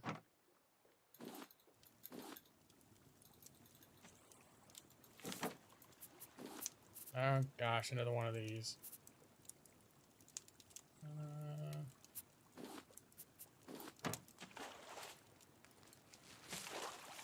Let's see, what is it? I learned to make a mug. I think that's decorative.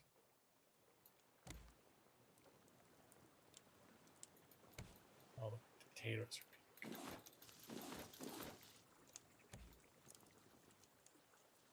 Oh, there's never enough potatoes.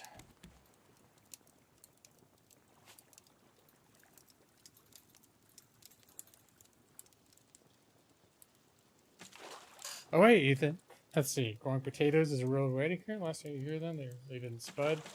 Yeah, see? There you go. Till you forgot them. But this time I got them. They thought I had forgotten them.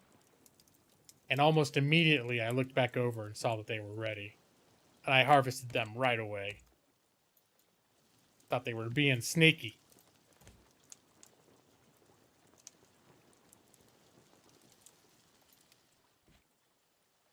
Oh, I'm gonna check there. That's a bad decision. Alright. Let's potato it up.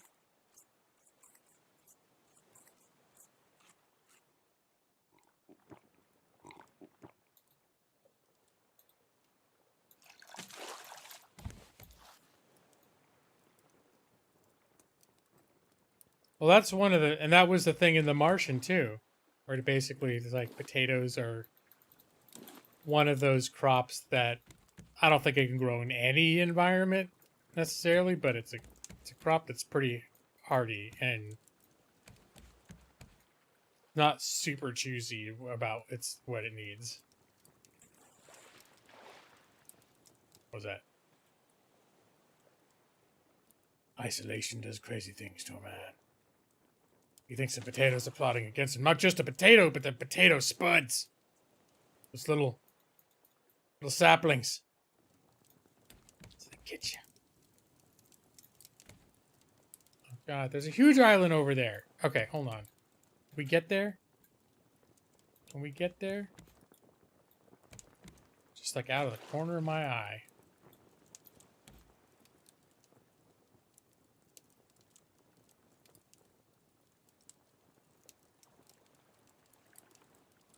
But that's the kind of ginormous island I'm talking about.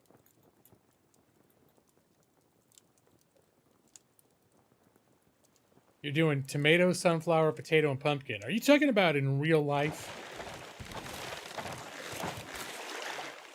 Yeah, I saw what you were doing, Shark.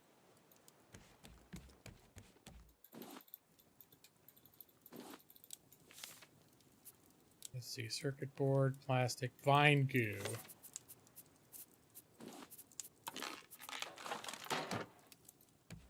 All right, don't lose track of that island.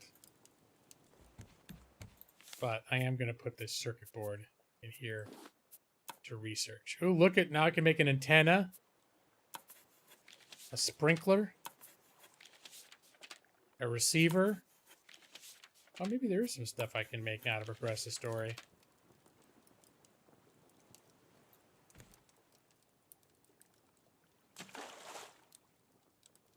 Have I been on this island before? I'm fairly certain I have.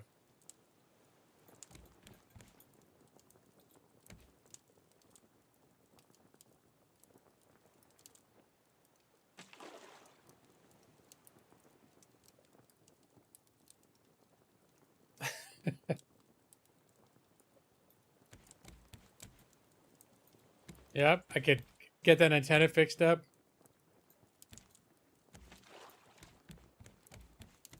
And then, wouldn't that be just the thing? All I could get is Gilligan's Island reruns. Oh.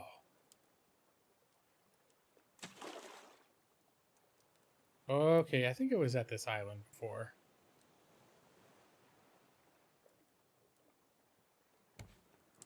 I think there's another beach up ahead I can get onto as well. Although, this is a good spot right here if I can convince this thing to...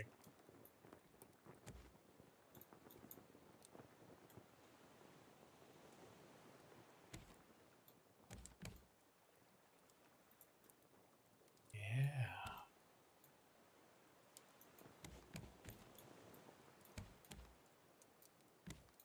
Let's get this right up on this little thing here. All right, get the anchor ready. Yep, I think I like it right here. Yeah, let's see the shark bite my ass jumping over here.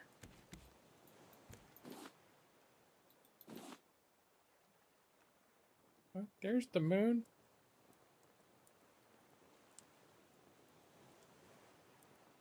Am I on a large lake rather than an ocean?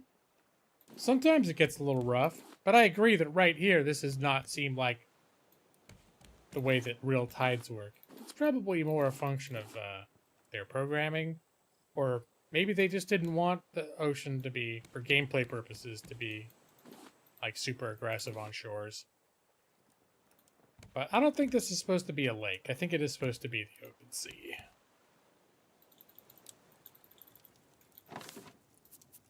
All right. Start getting everything stowed away. We're going aboard. Oops.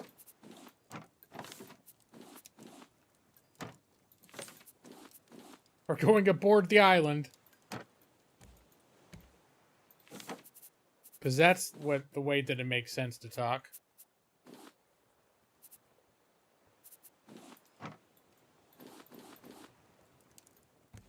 Here, let's get those. There. Ah! Ha! Headshot. Oh, I got some achievement, expert bird killer or something. Oh, now maybe I will play this game to completion. With a little breadcrumb trail of incentives like that. Ooh. I'm gonna need to make a dedicated feather. Okay, you know what? Maybe I can put the feathers. I think I got one that I'm not using at all up here. Do I have two? No, here it is. This will be just for feathers. Hashtag just for feathers. Alright, I don't want to wear this yet.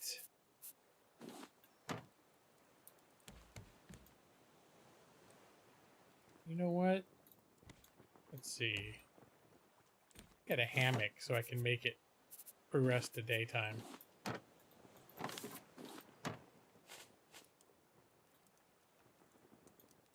Have a good place for the hammock to go.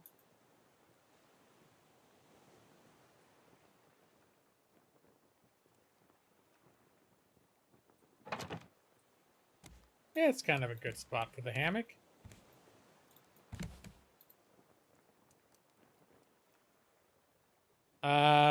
I was hoping it would be daytime. Is this sunrise? Okay, okay, it is sunrise. That works. All right, let's get our water situation sorted out. Our potato situation sorted out. Let's top off our potato supply for our big trip onto land.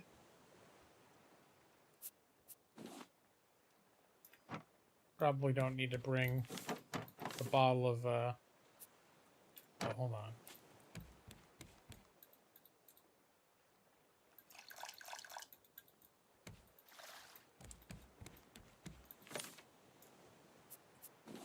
All right, we got our water. We got our potatoes. I think we're good. I think we're good to go to shore. Got our bow and arrow and our... Do I only have... Oh, where's my arrows? Oh, there they are. I've only got 12. Actually, now that I've got more, planks, ingots, and feathers. Planks, feathers. Got 16 ingots. All right, let's make, Did I run out of feathers already?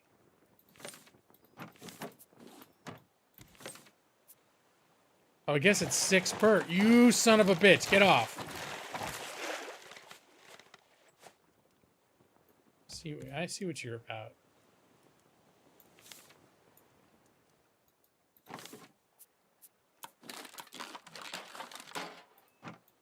Wow, I'm really...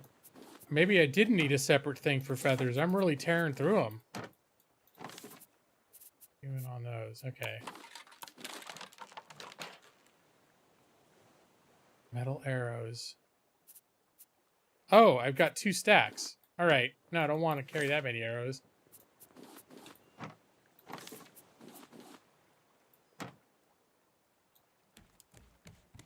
All right, because there's a boar on this island that's giving me... I think it's on this island. It's giving me a real hard time.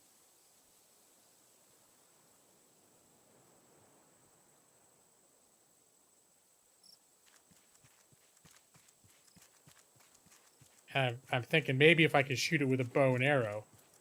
Actually, I don't think I've used this before. Let's try one. How does it work? Can I pick up the arrow? Oh, sweet. Okay, there's a bit of an arc on it.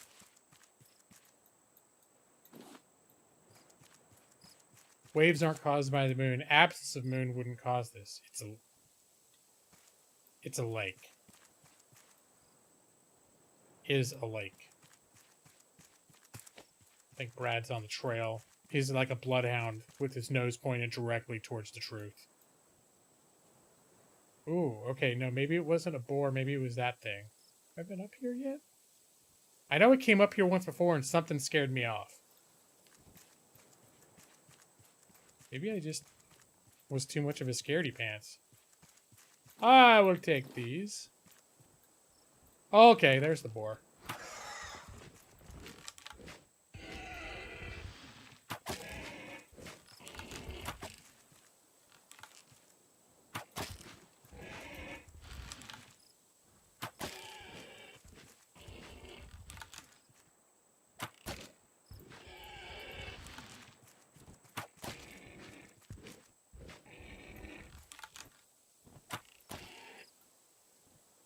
You have been bested.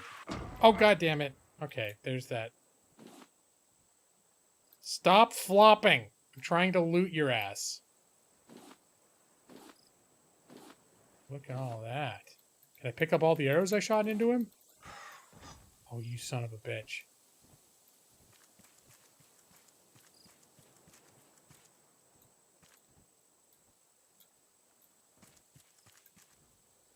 All right, I feel like the addition of the bow and arrow has been a little bit of a game changer. Hold on, I need to scratch my nose. Scratching. All right, nope.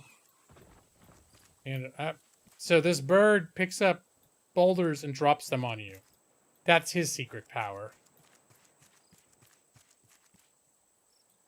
And if you're a stationary target, he's pretty good. Pretty good aim.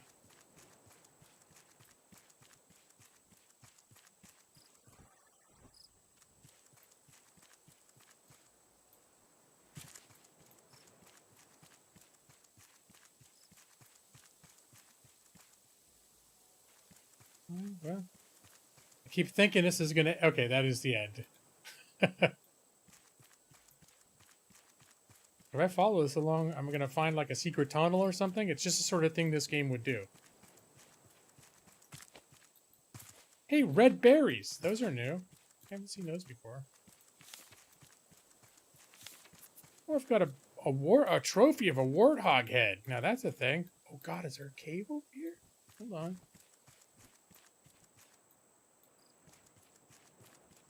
All right, do I... Just curious enough to check. Ow. No, that didn't really hurt. No, it is not a cave. Well, no. I'll know for next time.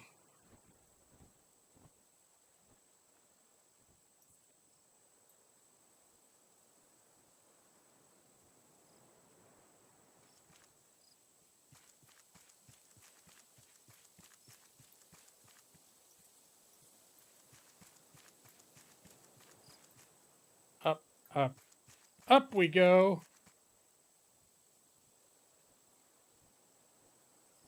Yeah, there's definitely some shit up. Oh, hello.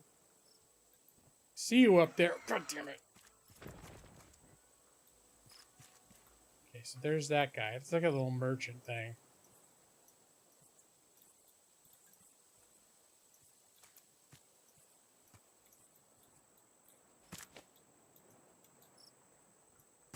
Okay.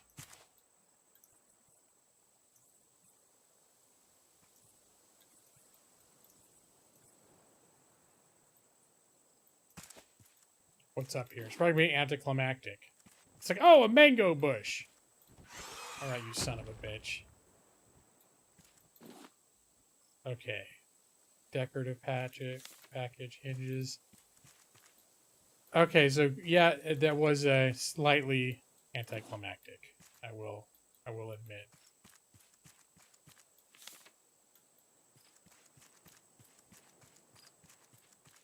All right, gonna check out that vendor thing. Now the vendor, he has you can sell certain special items to him, like special exotic fish.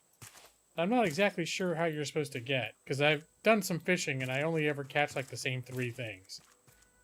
And none of them are the 10 fish that, at least one of these guys, that's what he was asking for. I haven't been to this one, obviously. But I found another shack like this, and they were asking for, like, exotic fish. Ooh, watermelon.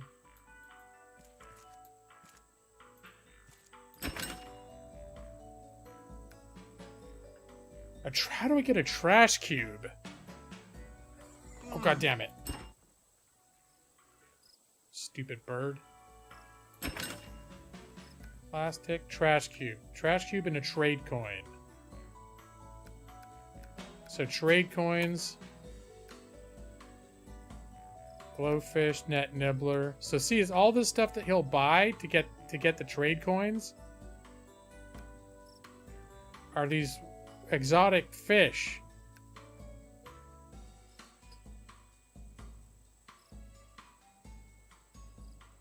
So that I'm not sure. Maybe I need special bait. And then maybe at some point I figure out how to make a trash cube. And then, God damn it. Stupid bird. Oh, there's a chest down here. Rope, you say. Well, let's do this.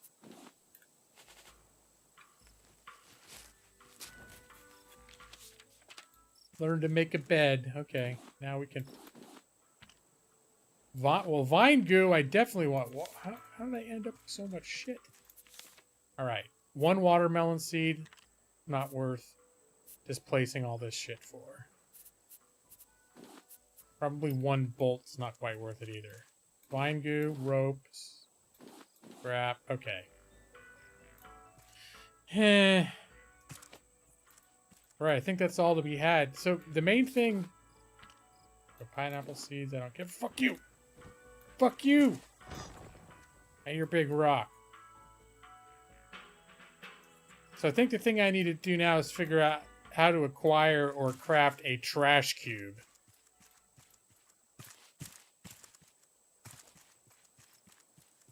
And all the way back down the mountain without this damn thing killing us with his bullshit cheater pants rocks.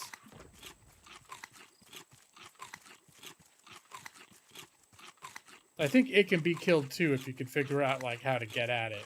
I think when it goes to get the rocks.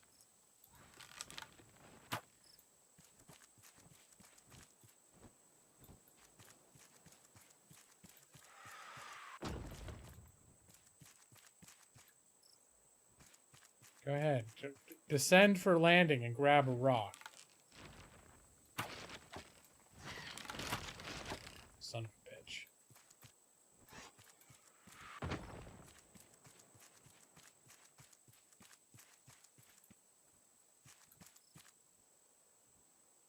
Go ahead. Land. Oh, I can't get you all the way over there. Way too far. Get to land somewhere nearby. And pick up a new rock. Go ahead. There you go. They're easy enough to avoid if you're actually just paying attention to the bird.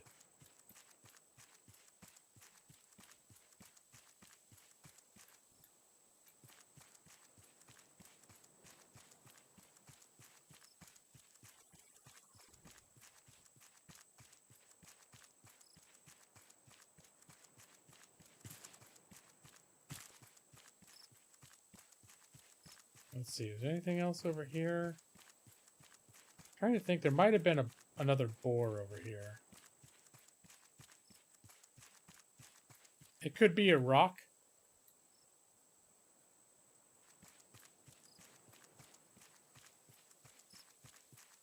Ooh, there's like a little deer thing.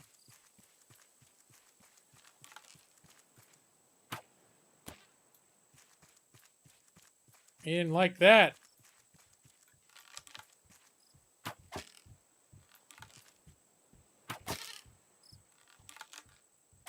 Ah.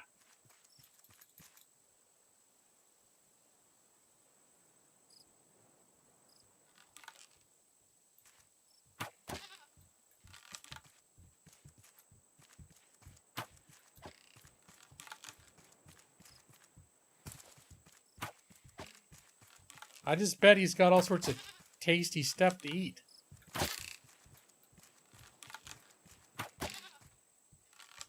There's some sort of tool to collect to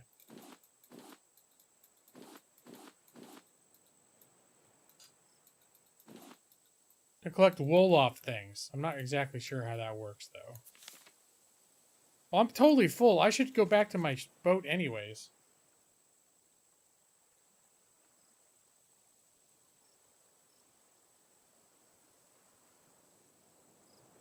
Oh, I see Josh.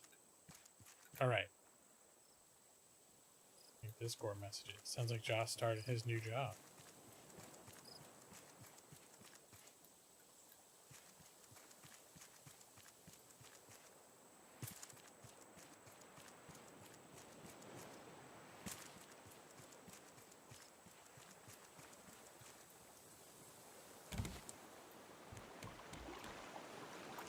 All right, I see you.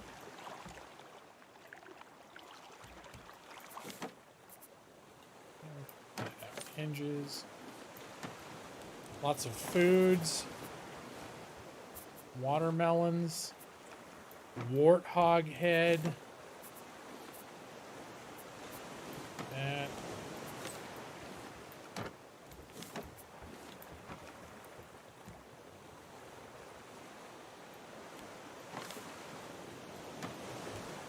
Some delicious looking steaks. Leather. All right. Oh, is leather a research object? Hold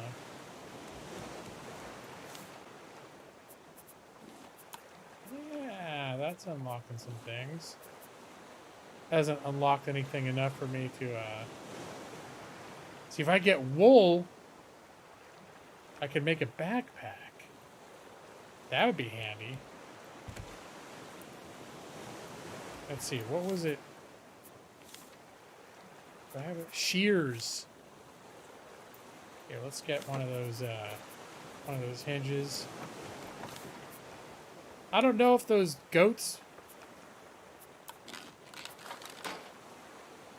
are where the shears are going to come into play.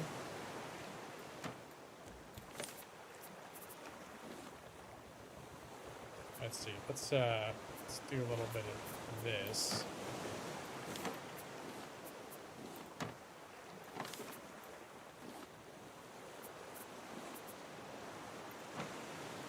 Oh, I don't need that.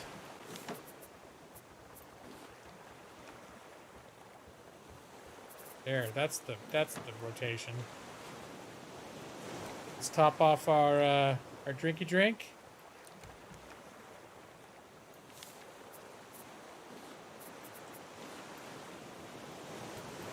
As long as we're here.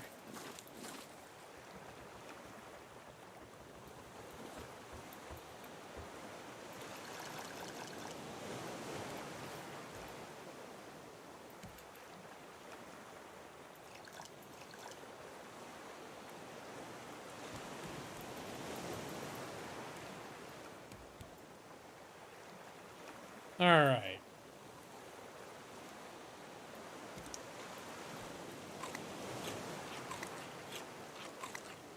Let's wolf down some potatoes. Really am eating those potatoes like they're candy. Hold on. Oh, my backup potato supply is running perilously low. I mean, luckily I've got plenty of other shit to eat. But I've been using potatoes as sort of my main stack food. Because it's, you know, it's renewable.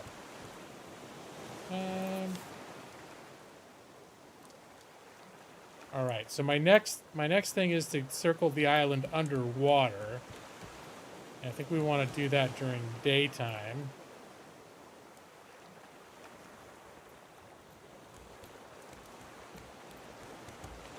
And we want to start our underwater excursion some distance from the raft so the shark isn't biting my butt. You're back, you were washing some dishes, now you're eating leftover red lobster, Alfredo shrimp, scampi, and mac and cheese. Evie, you're killing me! That sounds amazing. I love everything you just said that you're eating. I haven't been to Red Lobster in so long. That's one thing is, since my wife went vegan, I don't think I've been to a Red Lobster. Because Red Lobster is one of those places where there's, at least last we checked, there was absolutely nothing for her to eat at Red Lobster.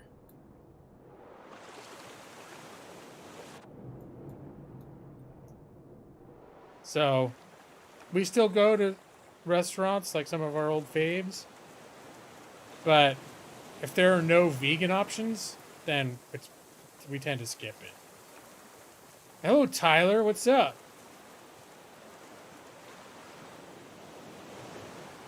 Oh, yeah. Hey, Joss. Congrats, man. I saw the chat. I saw chatter. I didn't stop and read everything, but, you know, good on you.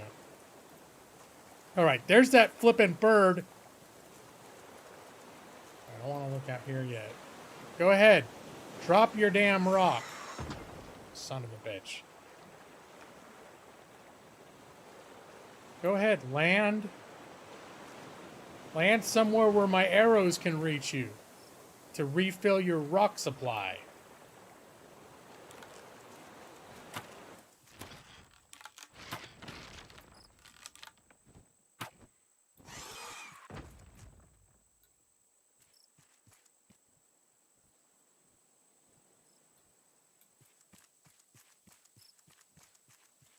Okay, well, if I can find area over here that I want to search, I don't need to worry about him and his damn rock.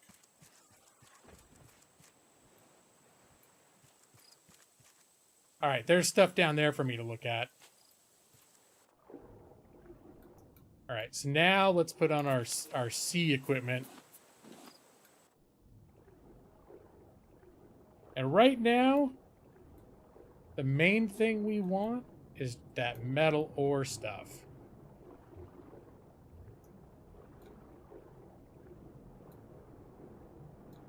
Although so far I'm not seeing... Oh, I saw a little bit of scrap. I've got a lot of scrap at this point.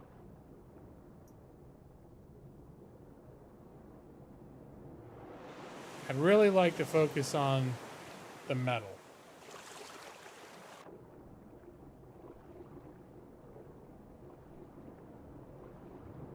Oh, these little bitches. Can I shoot this guy underwater?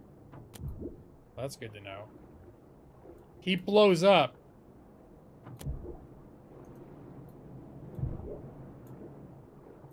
And into like a cloud of underwater poison. Oh, did I prevent him from doing that? Oh, I've never actually killed him. A poison puffer head. I had explosive goo. That's pretty sweet. I didn't even know that you could get that from him. Alright, all I've ever done is triggered him. He's like a creeper from Minecraft. You get close enough to make him go into explode mode and then run away from him and he blows up and you just stay out of his toxic cloud till it dissipates.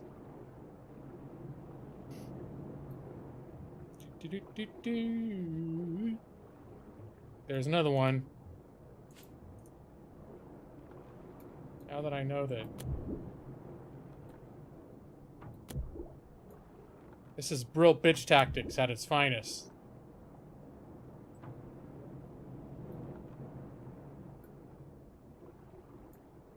Let's see, I lost an arrow, didn't I? Grab these. I like that I can recover my arrows, so that's pleasing me. I'll bet I can use his stuff to do research and learn new recipes.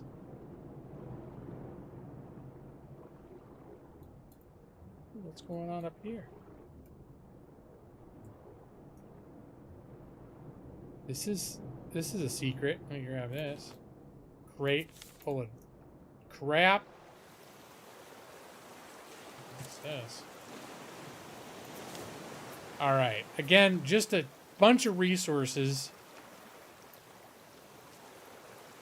I'm hoping to start finding like cooking recipes and crap like that. I mean, it's fine and dandy finding a whole bunch of wood or something, but I get tons of wood that just washes up on my ship.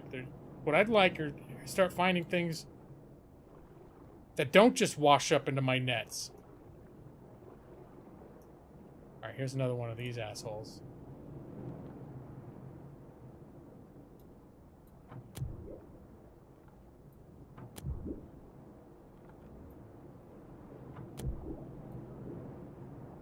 That it? Nope, now he's dead.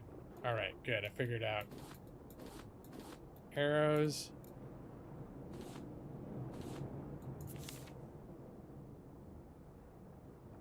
And... just a poison puffer head. Alright. Get some oxygen.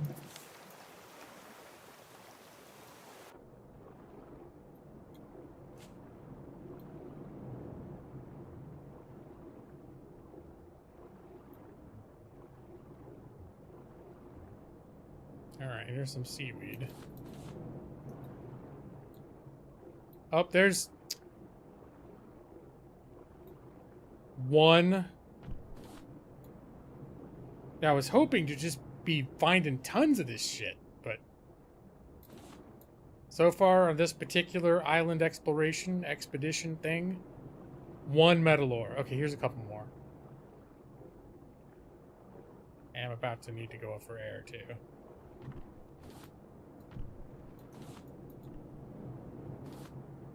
It's worth it to drown a little bit if I have to. There we go. No, I think I'm going to make it. Sometimes you got to drown a little bit. Did you say neck fan? I don't think you have, because the first thing I would have done is asked what is a neck fan. And given that I don't know what it is, I don't think you told me about it. Unless you did, and then I asked what is a neck fan, and then, this classic G-Law, ignored chat for the next 10 minutes and didn't see your answer, and then forgot I ever asked the question. And if that happened, I apologize. But you've been here long enough to know that that's what happens in Game Lawyer Channel. Yeah, you like keeping your head up on that neck of yours, Nick?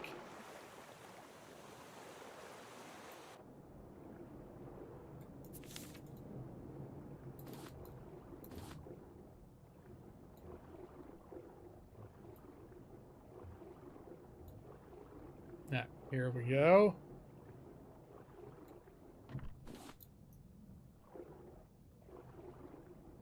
Now, see, this seems like it'd be a cool place for there to be a bunch of ore. There's nothing. There's no Norris the Gray either.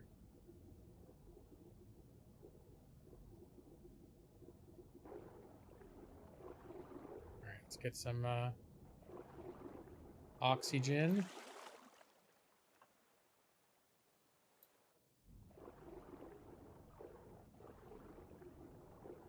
There's some. Though I'm not exactly cleaning house. I'm not gathering... Let's see, this is going to be 11 ores, metal ores that I'm gathering. The metal ores are sort of the main reason why I'm coming out. Oh, no, there's one of those bitches. Now that I figured out he's a farmable resource. That just bounced right off.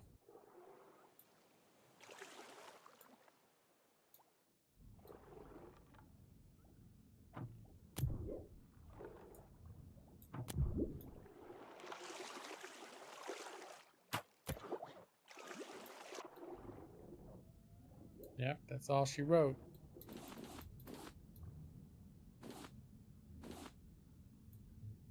Let's see, is that arrow that I shot at him, it bounced off him down here still? Looks like you lose track of those, then you lose track of them. Hey, let's get some clay. A portable fan that you wear around, literally that you wear around your neck on Amazon, works really well. It keeps you cool. Lasted all day on setting 2. Oh my gosh. That's pretty cool. I never heard of that before. Do people at work, your boss isn't like, what is that? Don't put that on. Not on the clock. These weird neck contraptions. Oh god. Alright. No, I need to have a little drink. Alright. And nothing better when you're treading water than to eat a shit ton of potatoes.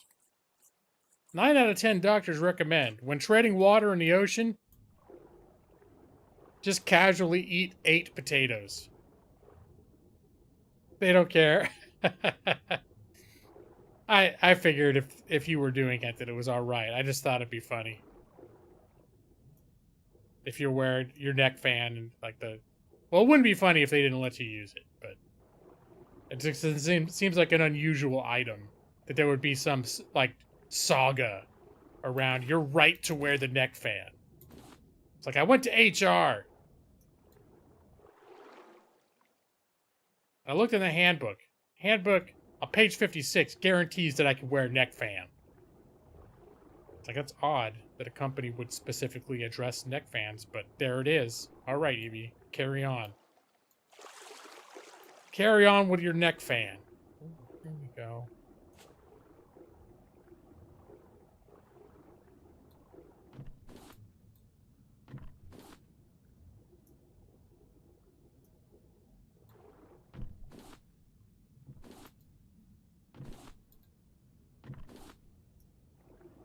It was starting to warm up in Oregon. This week, for the first time, I had to start using my AC, which I, in fact, just remembered I have it on right now. I remember to turn it off.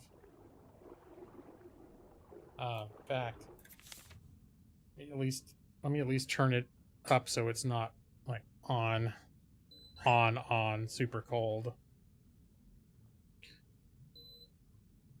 So it's only been getting in the high 70s here. But the problem is that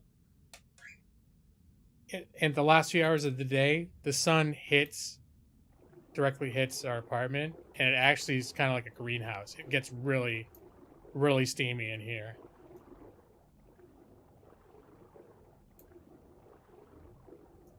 So there are other parts of the house that are fine without AC, like the way that the air circulates and the way the light hits those rooms. But this office is like a little heat. It's like a little heat pocket. Yeah, I see. Just a little. Uh-oh. Getting awfully close to that ship.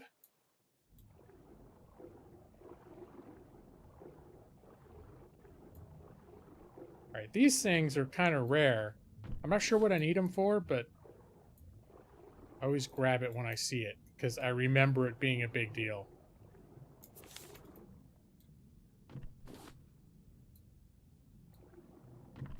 Yeah, but it's a dry heat. That's another thing that I kind of wasn't used to when I moved from California to Oregon, is it does like temperatures that I don't normally consider all that hot. Compare in LA where it's relatively dry where I live. In Oregon, and it's not like tropical here or anything, but there is a higher just general level of humidity than what I'm used to. So temperatures that I'd be like, 80 degrees is not that hot. And now it's like, I'll look and God, fucking, I'm melting. And I'll look and it's 72. And I'm like, what? All right. So let's put sea life. Goes up here. Hoverfish head. Is this something that I wear?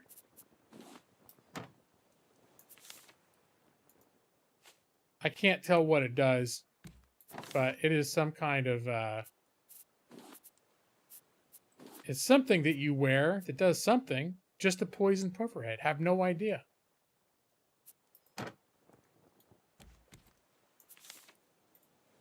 Let's see. Well, explosive goo I'm actually going to take straight to the research station, because I'm going to guess that's something that can be researched. Nope, it cannot. But explosive powder. Can I make explosive powder? No. Can I make a battery? Well, that's not required for anything. Okay. A bee jar.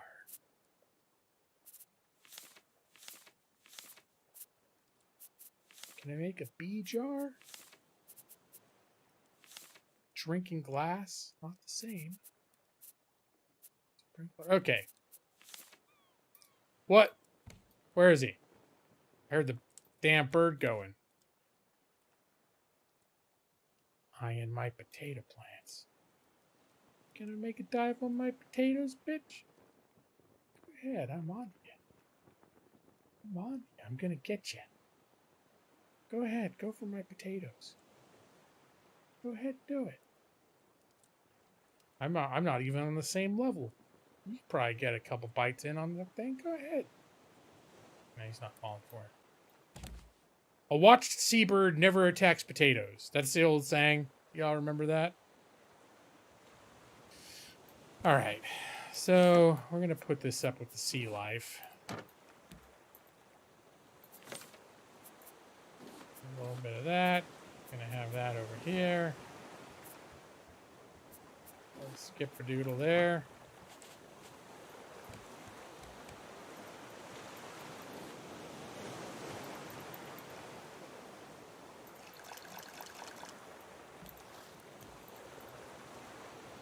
A little bit of this.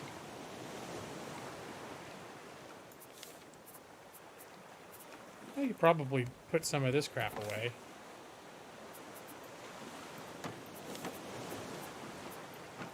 For some reason I put, because this is refined material is why I put it in here. I have all my little weird reasons to organize things. Shears. All right. Let's refill our, oh, we're working on that.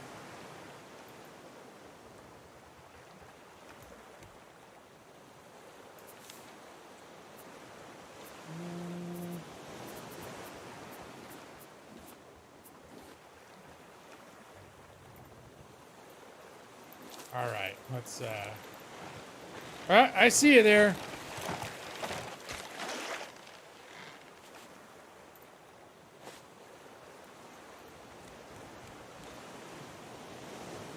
So many sales. You went and looked at how many games in your wish list? It's 39 games. Yeah, I know. That's like the Steam summer sale just started within the last 24 hours here. All of a sudden, everything on my wish list is on sale. They're not all great sales, mind you. But I'd say out of on my wish list, probably about, I don't know, 3/4 of the games on there are on sale. It's always exciting. There are a few games that I'm tempted to buy, and at least one game that I'm probably going to buy because I asked Brad what he thought, and he was like, "Go for it." That's exactly the kind of good nudge I need to pull the trigger on something. Buy half of them. Yeah, that's good. It's a good compromise. So I think we're done on this island, are we? That went all the way to the top, right? All right. Let's turn this thing so we're not all smashing into the,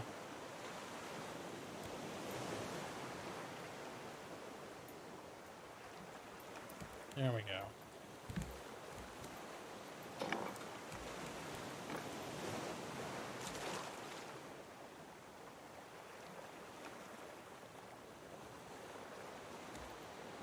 The one thing I'm not sure of is whether your boat just goes where you point this, because this is where the actual wind is pointing. And I think where you end up going is a combination of where the wind is blowing and where this is pointing. I don't think it's just like wherever you point this is where you go. I think there's like this counteracts that. That's my. I could probably look it up to figure out definitively how the mechanic works. I just haven't bothered yet. I see the shark's like, wait for me, buddy. I love eating the wood of your raft.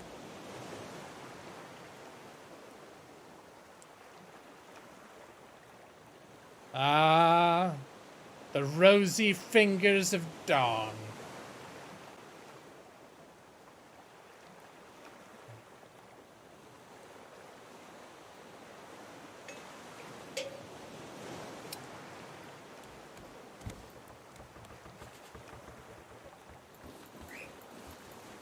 That's right, Chauncey, it's dawn.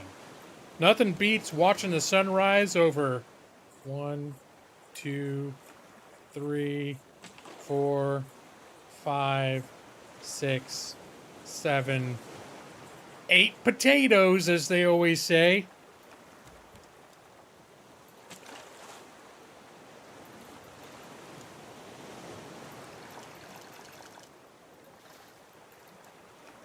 All right, so there's that.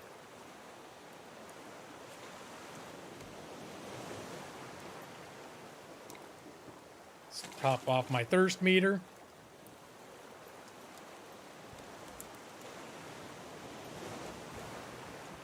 Yeah, that bow and arrow is pretty handy. All right, I think we're far enough out that I can go forward again. I do like going forward. Which way is the wind going? Okay, I think we're safe to turn us this way. Just straight ahead. Maybe it actually will take us straight ahead. I don't know. Right, Chance? Uh-oh. It's Chance's 10 o'clock noise-making ritual. Hold on. This is, to me, when Chauncey is quiet for hours and then suddenly at 10:15 she starts making weird chirps. Yeah, that's my signal. It's time to put the cage cover, huh, Chauncey? So you can relax. Cool your jets. Yeah. All right. Now you can be in.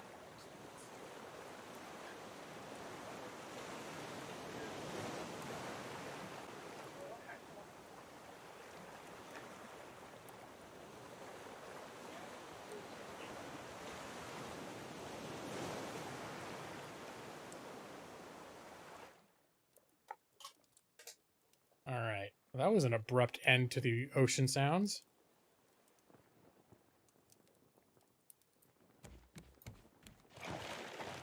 Oh, there he is.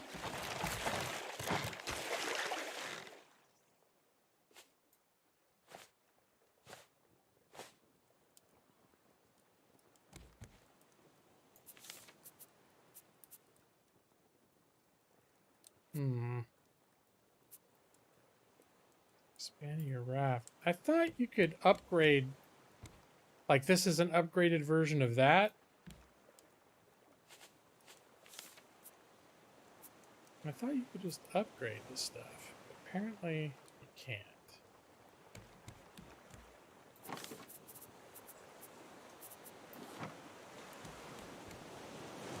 I can add more. I gotta tear it up and replace it? That would make me sad. Alright, not that I want to be doing that right now anyways.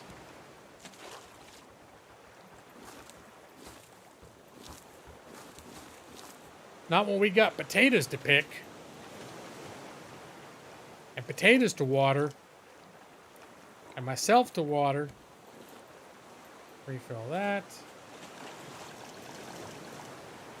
There, and we're all set. Get some more of them taters roasting. Top off the old hungometer.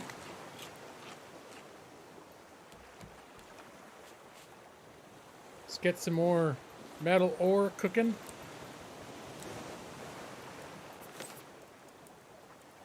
I probably don't need to be carrying that copper ore around with us.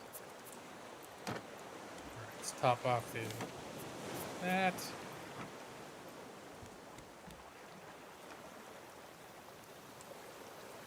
Ah, life at the sea.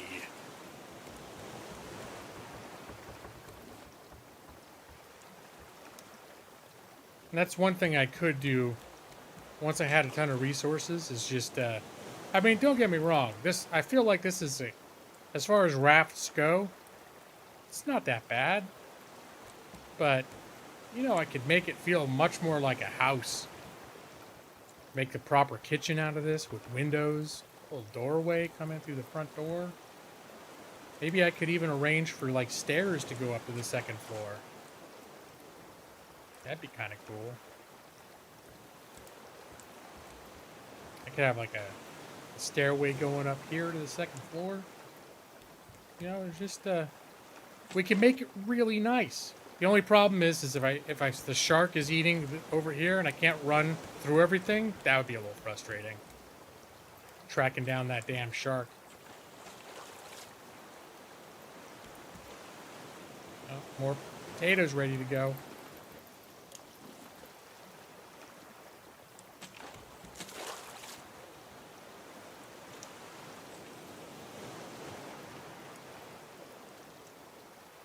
Probably time to make backup weapons. There's nothing worse than your spear breaking in the middle of trying to ward off a shark. It breaks. It's frustrating. Let's see, I need rope.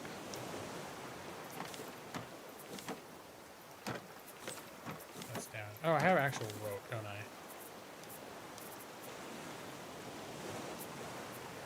Metal spear. There we go.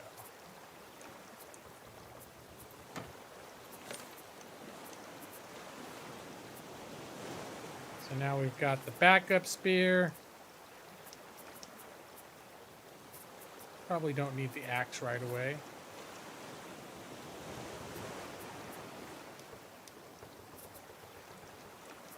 But the spear is a good thing to have ready to go.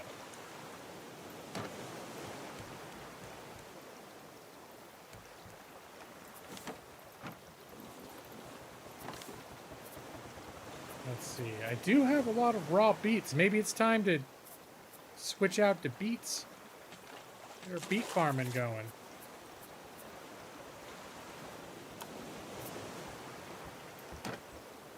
There.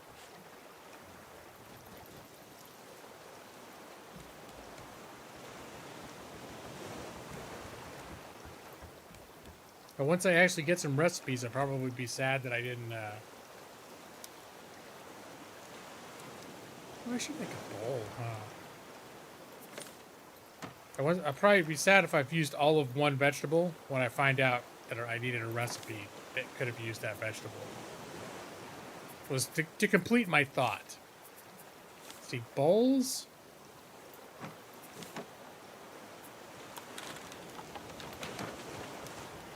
So let's see, if I put this down, I probably don't need a bow and arrow right now. I place this?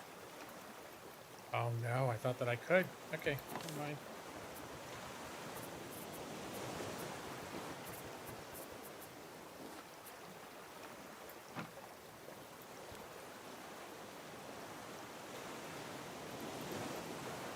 I think, like, if I find the right combination of ingredients.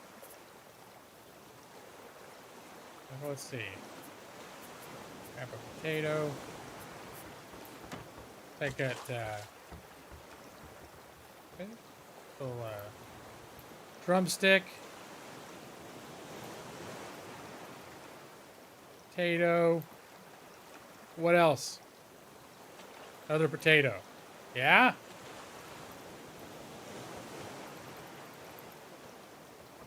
Start cooking. Did I discover something, or is it just going to be like, you've discovered how to make a pot full of shit? Nice work, Nimrod.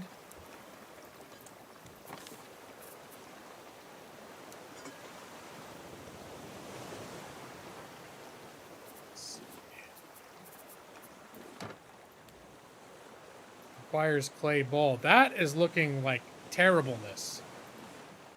What did I just make? Leftovers. This meal did not turn out very well. See?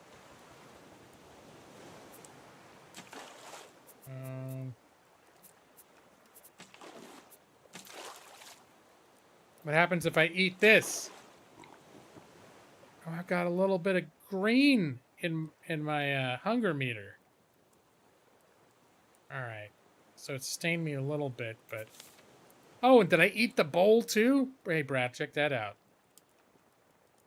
When I have soup, just eat the damn bowl. No wonder I don't feel well.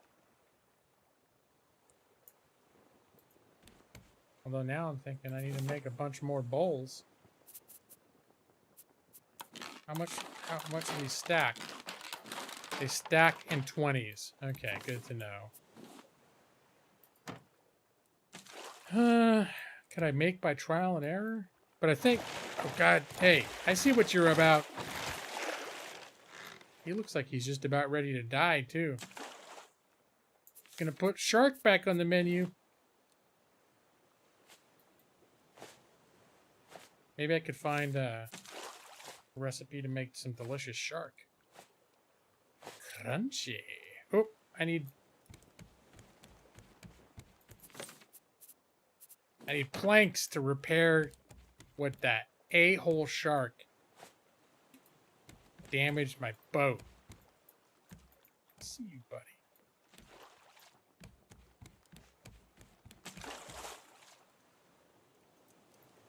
Oh, these are getting filled. You gotta clear these out, because once they're full, they stop collecting stuff. So, you know.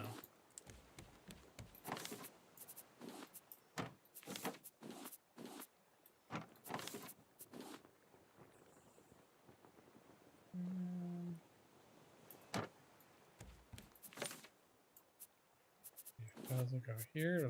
Beets. Beets, the new potato.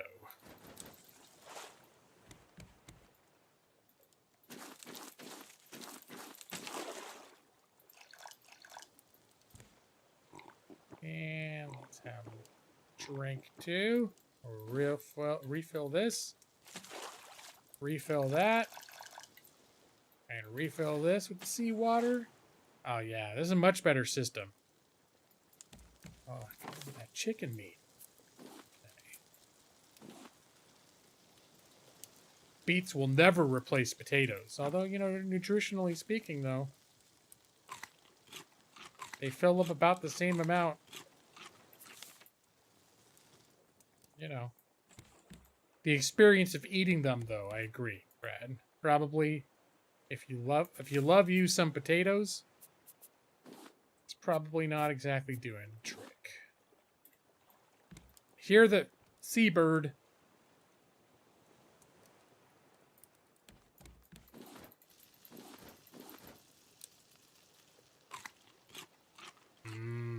Cooked beet. I mean, that crunch sounds very satisfying. I will admit. It makes me want to just get actual beets, throw it onto a barbecue for a minute, take it off, and just eat it. Something tells me it may not be as satisfying as it sounds.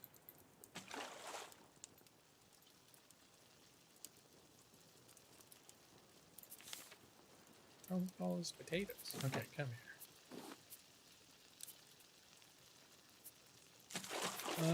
Here. We gotta have backup spear ready to go, so if one breaks while I'm killing a shark, I can just quickly swap to the one that's not broken. Wait a minute. I'm out of beets already. Alright. But somehow I've got a ton of potatoes.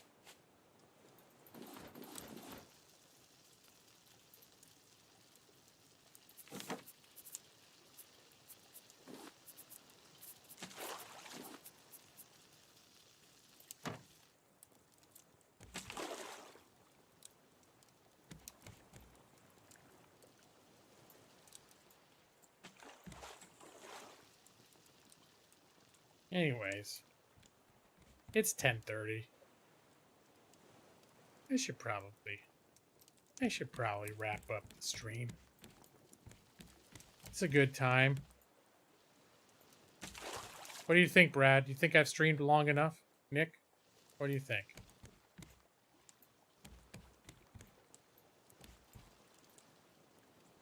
Oh, you didn't answer fast enough, so I'm going to assume you're agreeing.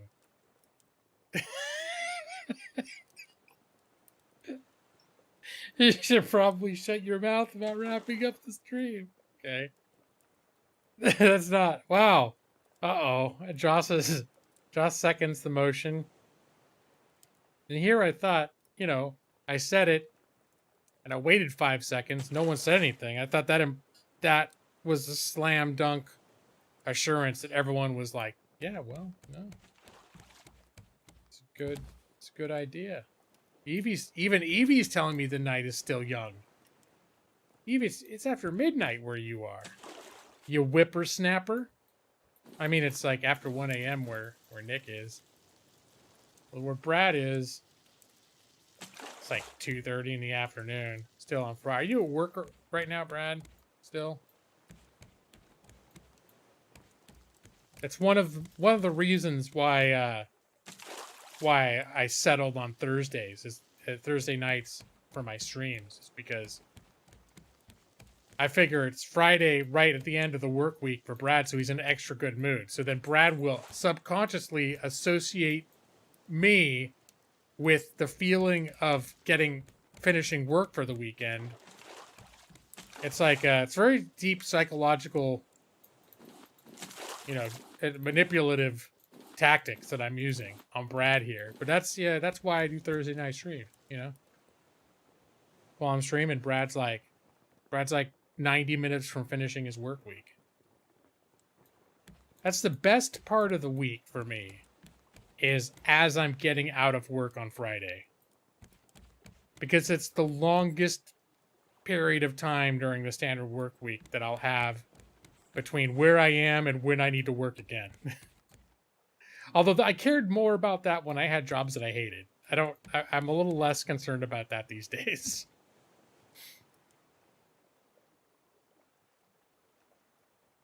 You're actually still watching, so that's saying something? What is it, Ethan? Is it the game, or is it just tonight you just happen to... Conditions are chill enough in the Ethan house that you're just relaxing and watching?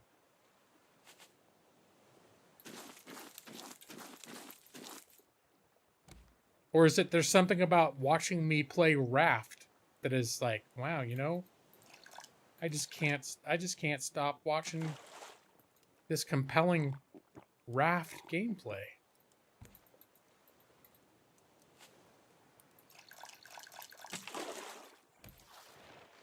Where is he? Get off! Dead? No, he's not dead yet. All right.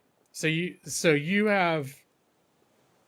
having it's like all of the stars are in alignment in Ethan World to make it a evening to just chill and have a stream going.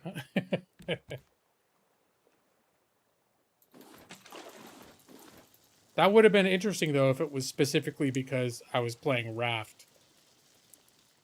You're like, normally I can't stomach your stream for more than 15 minutes, but something about when you're playing Raft, I just can't stop watching. can't look away.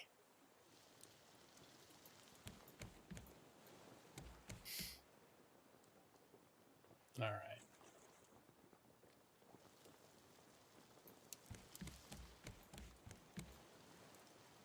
Well, at least I'm going to stop playing the game. I'm starting to feel like I'm done playing the game. So we'll get to, let's come over here. Where is it? Well, Norris the Great. I'm going to close.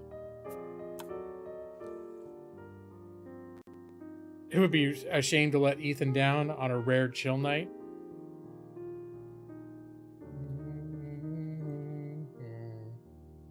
No more games. Unless, Brad, maybe I should buy Bravely Default and just...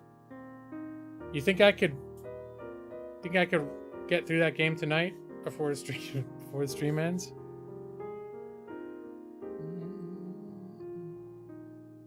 Although randomly I looked on my desktop right now and I saw XCOM 2 and I thought, oh, that looks like fun. I've been tired and busy, but I've been kind of like a weird, particularly, I don't know, easy to satisfy mood the last week or two. Like, it's been happening a lot with food. Just about everything I eat, I'm like, oh my God, this is amazing. We got pizza. It's like, oh my God, this is amazing. And I forget I had something else and I was eating that and going, oh my God, this is amazing. Play a game. Oh God, this is amazing. I'm having a great time. Well, yeah, that's something I can look at.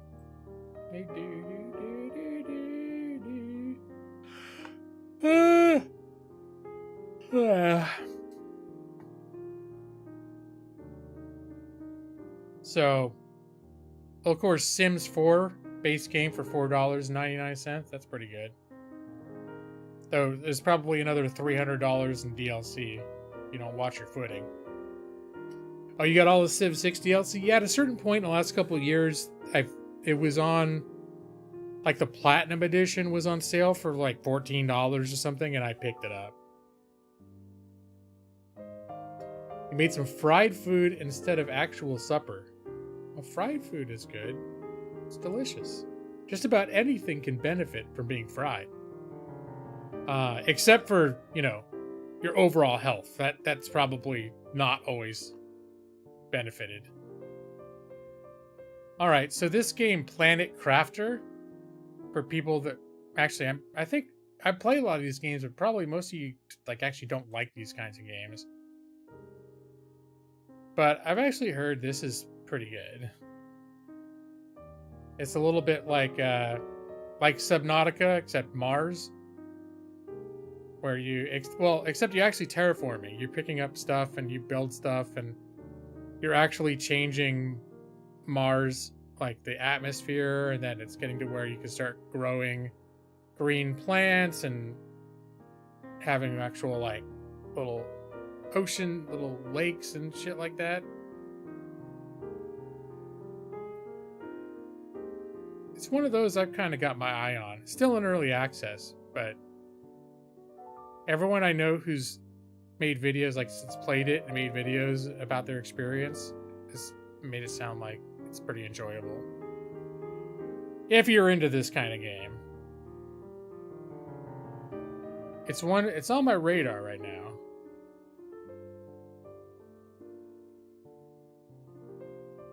The DLC is between 50 cents and $1. Okay. No, that's good. I just know at retail, like full retail price, DLCs can be pretty steep when you add them all together. So Planet Crafter, that's one. That's not exactly the most amazing sale, 15%, but that's pretty good. What I consider good deals. Like Red Dead, if you really wanted it, that's a good price, but not amazing.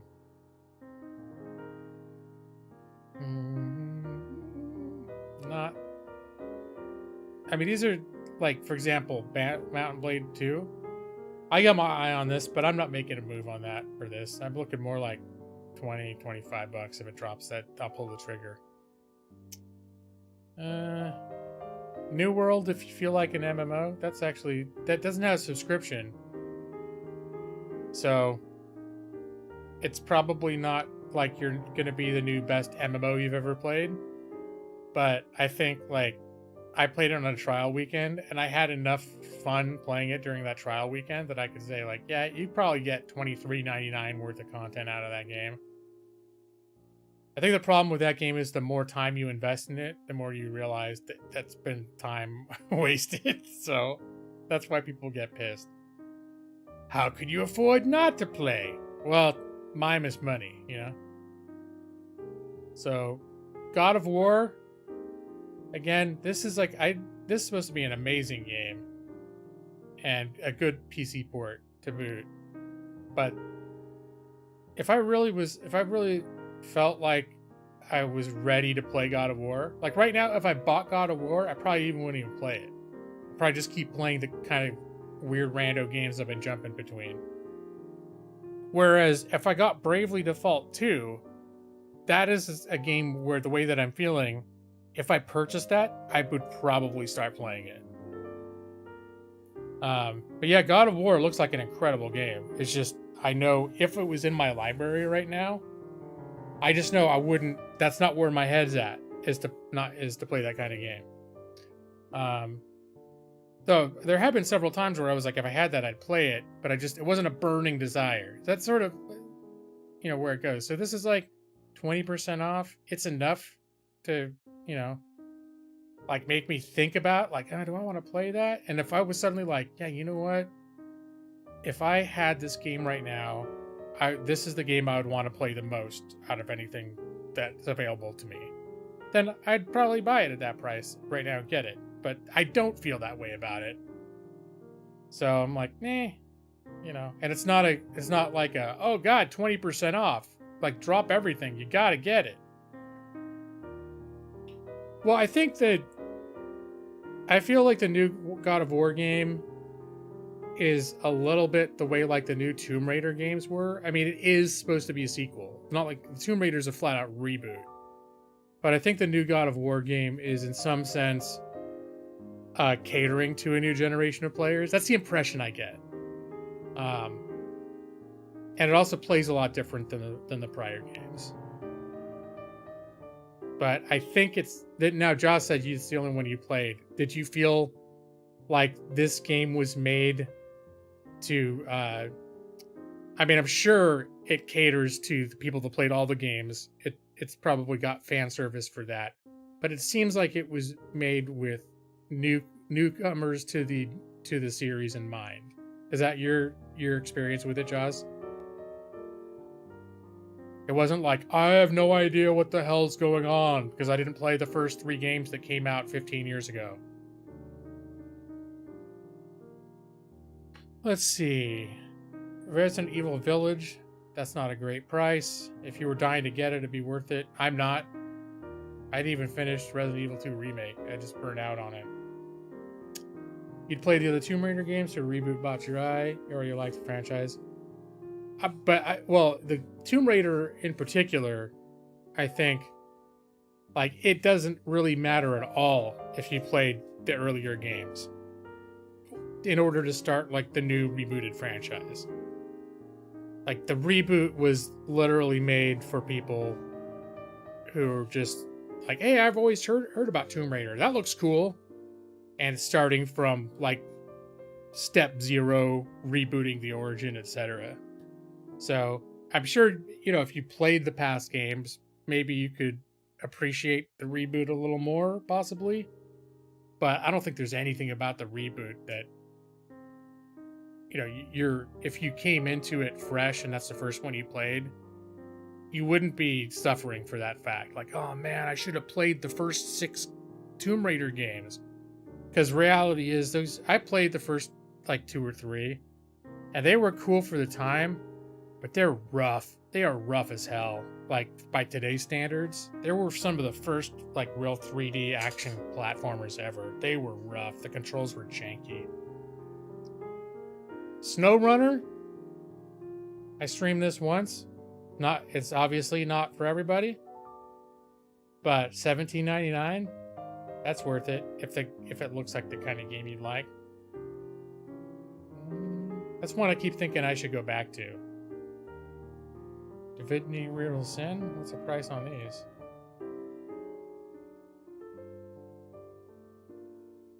$17.99 for Divinity Original Sin 2. It's pretty good.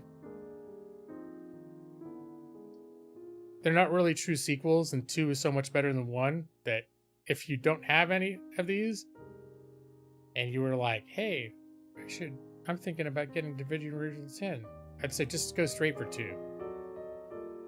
It doesn't assume you've played the first one, and it's a lot better than the first one. Though they're both good. If you like that kind of game, you could play both of them.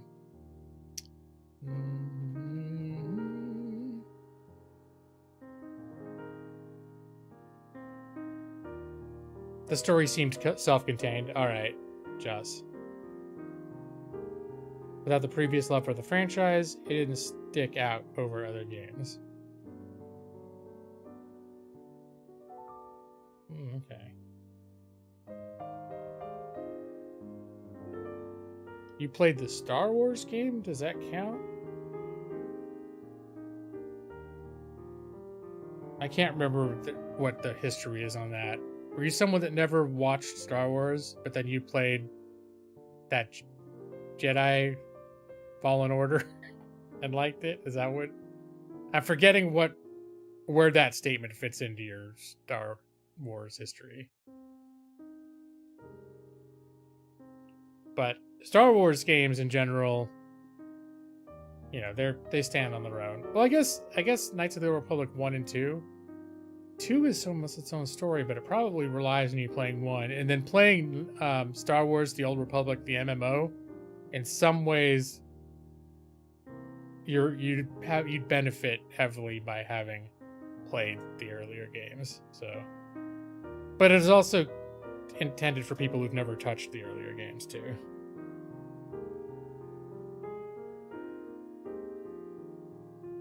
Yeah, you've never watched Star Wars. That just doesn't even register to me.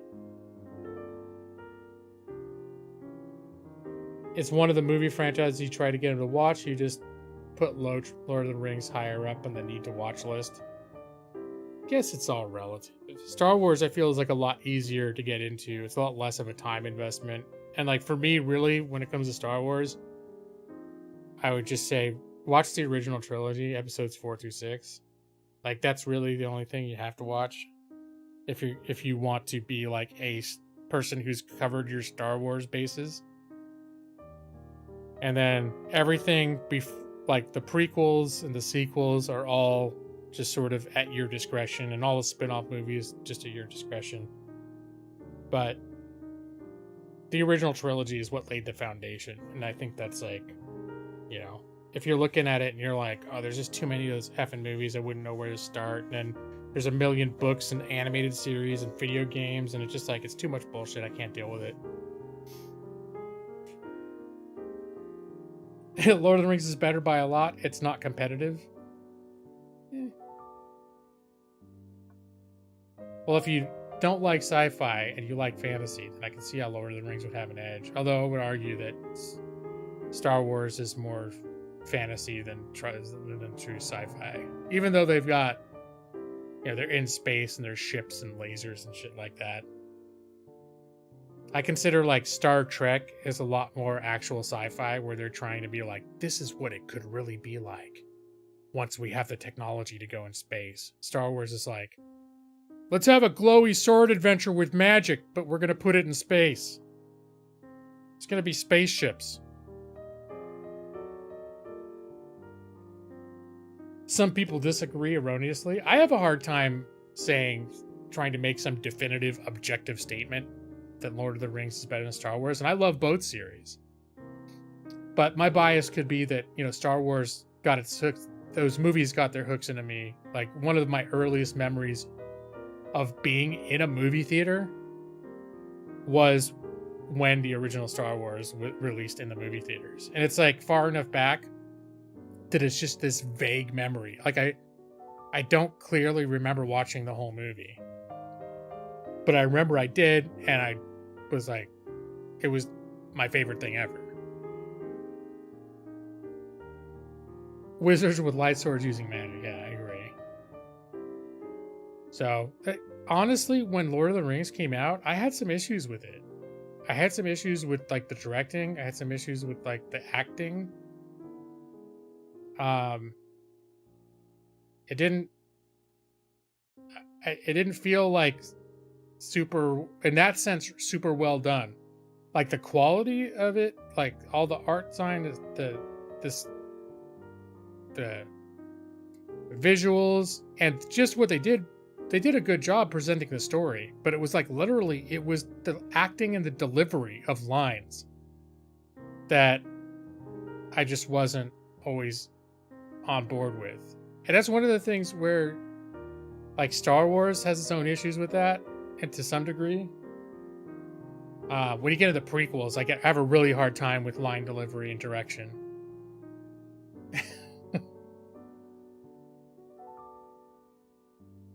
Name a fantasy movie that did anything better than... Oh, I'm not going to say I don't think there's a fantasy movie that did anything better than Lord of the Rings. But most fantasy movies before Lord of the Rings was garbage. And since then, I think we've been doing better with fantasy series. Like, I'd say that Game of Thrones, where it did fall flat in the end, if you look at the actual acting performances and dialogue in Game of Thrones, it's far superior to Lord of the Rings. Even if I like the overall, I like the story of Lord of the Rings better.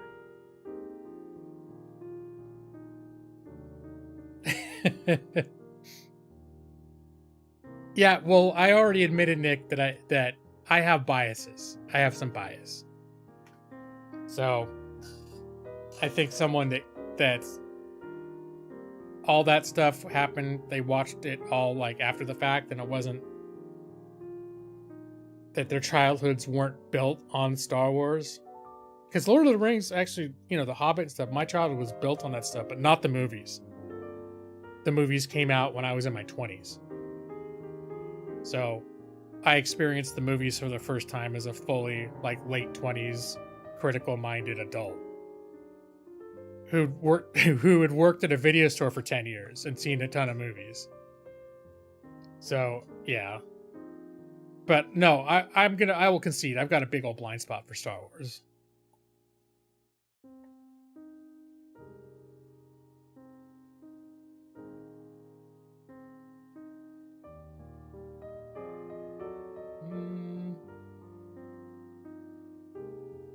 American Truck Simulator, Wyoming. That could be exciting.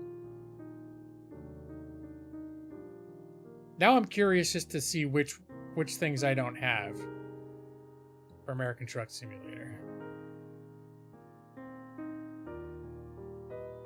Texas. Oh, that's not out yet. Texas, Montana coming. God, 32. They really... By the time they have the whole US, it's going to cost like $600. So I've got Colorado, Idaho, Utah, Washington, Oregon, New Mexico. So it looks like the only geographical thing that I haven't picked up is Wyoming. I actually, when these have come on sale, I've bought some of the geographical regions. A lot of the stuff I kind of don't care so much about. This is all like paint job packs, tire packs, things like that. A few things I picked up, forest machinery. A few of these things actually alter the game. Heavy cargo, they alter the gameplay. So I picked up a few of those. Oh yeah, these were free. Arizona, that came free. Well, a truck's gonna run you more than $600, but yeah, the point is like, if you're like, hey, it's American Truck Simulator, and you're like, oh, cool, like I can drive across the U.S. Well, maybe 10 years from now you'll be able to, and after $600 worth of DLC. Right now you can drive through 1, 2, 3, 4, 5, 6, 7. And it launched with 8. Give me that 9. You can drive through 9 or 10 states. And it's gonna run you, about $100 to be able to drive through all those. A truck is exactly $600. You know what, Nick? I don't even know for sure what it is. I know it costs more than that in the game, but the game is not real life, so it could be right. Let's see. They are billions. It's on my wish list, but 25% off. Yeah, that's not going to make me move. Anything here jumping out as a great deal? It's nothing really a must buy. If you were into Sekiro Shadow Die Twice, $30 is a good price for that.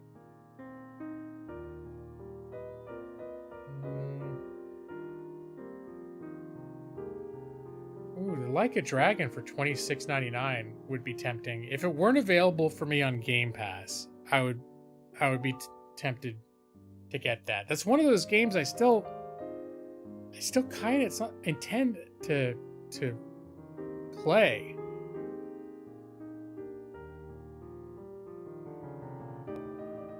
Did I pass Green Hell?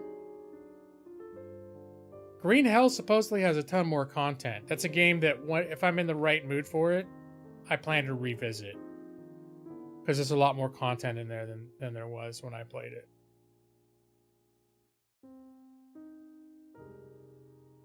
And there's that Symphony of War, the game I thought Brad would play, but apparently he looked at it and didn't think it looked that good. Hey, look, the Looker is free. That's worth it. It's a great price. I should take at least 2 years off surviving craft. Why would I do that, Brad? Tiny Tina's Wonderland. I've heard mixed on this. I've got a couple friends that think it's absolutely amazing and super hilarious. And then I've heard others being like, eh. Like the humor gets driven into the ground a little bit. To the point of being irritating to some people. What else we got? Satisfactory for $17.99. That's worth it. Terraforming Mars is $10. Board game average heavy. I'm trying to think. Yeah, I've looked at that game before. Like the actual tabletop game. And it just didn't. I don't know. It just didn't. So that'd be a game that if I picked it up and bought it, it would continue to not. It would just be nodding in digital form in my library.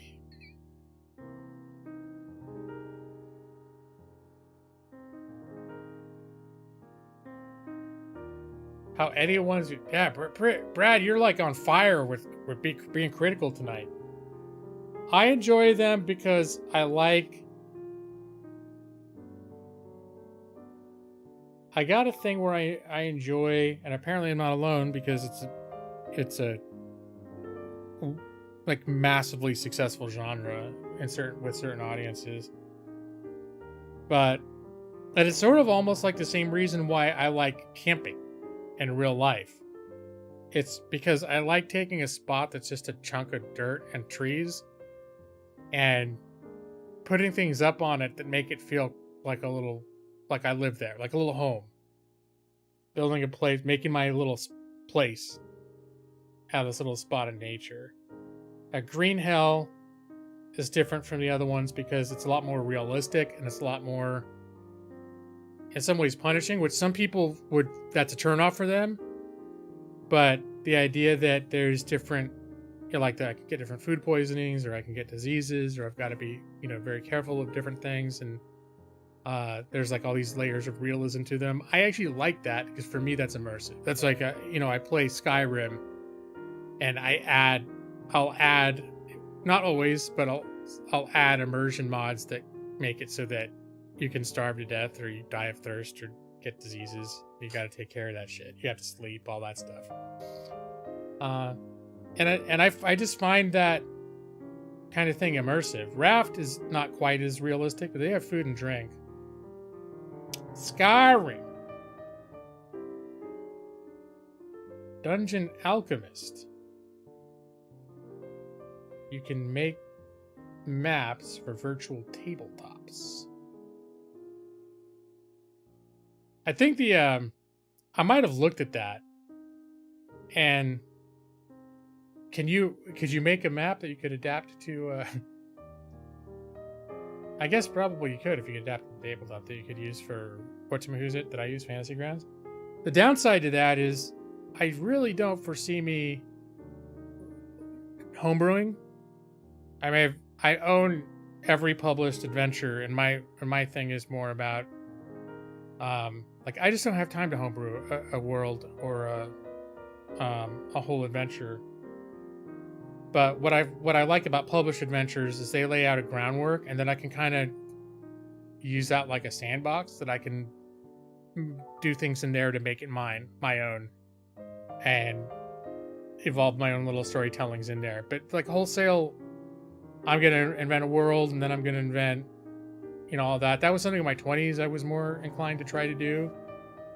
But at this point, it's just not something that, like, I have still kind of like an interest to consider doing that sort of thing. But the reality of it is that I won't spend my time doing that.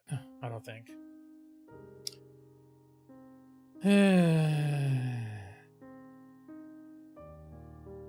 But at a certain point, there's some part of me that's tempted to do that, like create my own world setting. In fact, there was like for a couple years, I never got to play it, but I did like do a map, and I was conceptualizing like a world and a world history and things that would happen in a campaign. So I have gone through that, but that was like around 2000 is when I was really like actually putting some energy into mapping a world and creating a lore around it. So yeah, you could invent a world and drop modules into them. That sure. Again, I mean, maybe someday, if I got a real strong urge to do that, I would. But as it is, I mean, I'm pretty content with like Forgotten Realms. Here's a pre-designed world that's got just a ton of history and lore baked into it that I don't need to invent anything. I could just take what's there and kind of make it my own. But I know there are people that do that. They like to make up their own worlds and their own adventures, and like borrow, like you have, I think you've done that. You mentioned Dungeon Masters you've had that do that, where it's like you've played content from half the published modules because people borrow and a little from here, a little from there, and put it into their homebrew campaigns. That's fine. I think I'm a little more just a thing about me. I'm a little more by the book when it comes to that sort of thing, where it's like, I don't know. Maybe if I made my whole homebrew adventures, I'd do it. But I just haven't, I don't foresee that that's a route I'm going to take at this stage. I don't foresee it. I don't have I guess what it boils down to, I don't have really an interest in doing that. because I like using pre-made world settings and pre-made adventures. You've done it. Your friend's done it. You've been procrastinating to draw a map for him. All right. Yeah, I've seen some of the maps you've done. You're good at doing that sort of thing.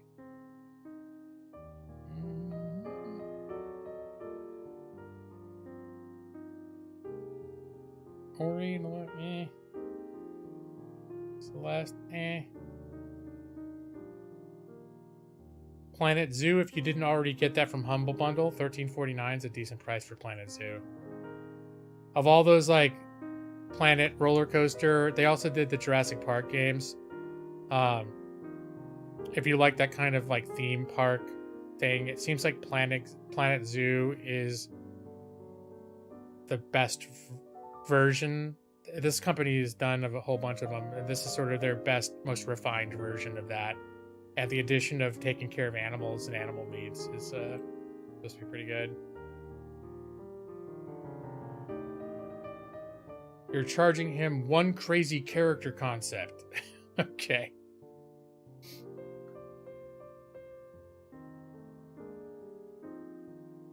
What else we got? Like you just can scroll down forever. 4. Timberborn looks like an interesting game. This is not a compelling. It's not a compelling sales price for it. But, Brad, have you taken a look at this one? This strikes me as the type of game I could randomly see you playing. It's like your little beavers making a beaver city.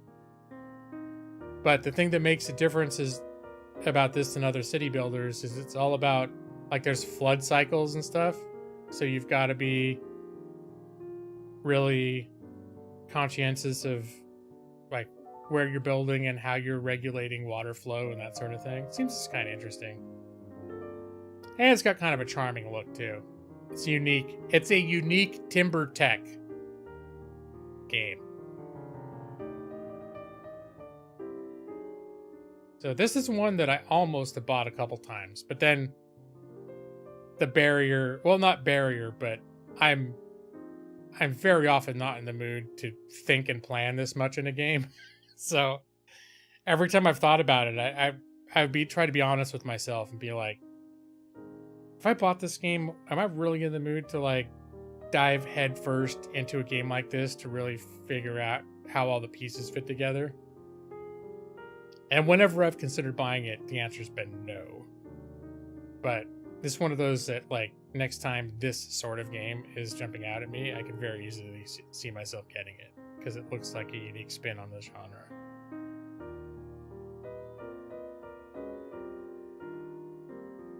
I'm looking at it right now going, yeah, it looks pretty cool.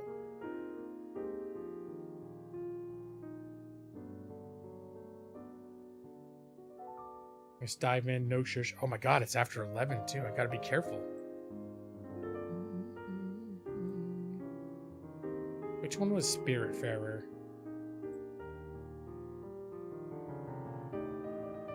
I don't think I knew which one was Spiritfarer.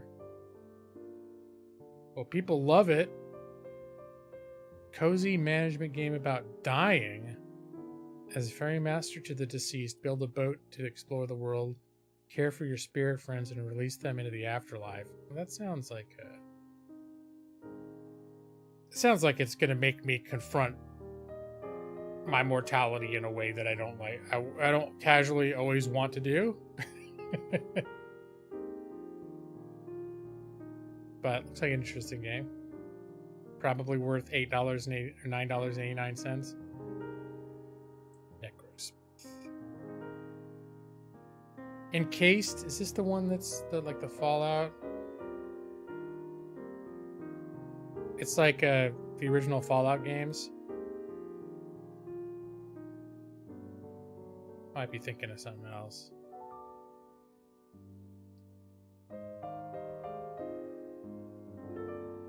Ooh, I kind of want to get the Stanley Parable Ultra Deluxe.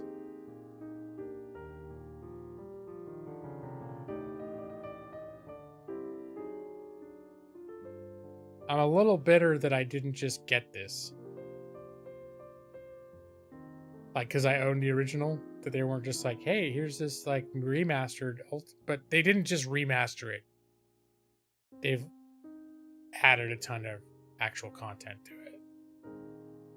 But what little glimpses I've seen of this redone version sounds like it's really good.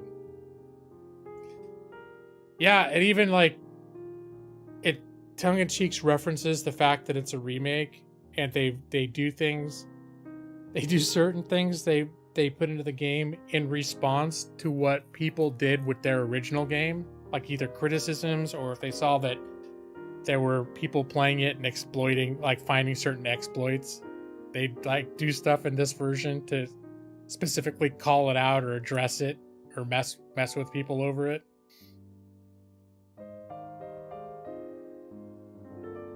There's a don't play for 5-year achievement.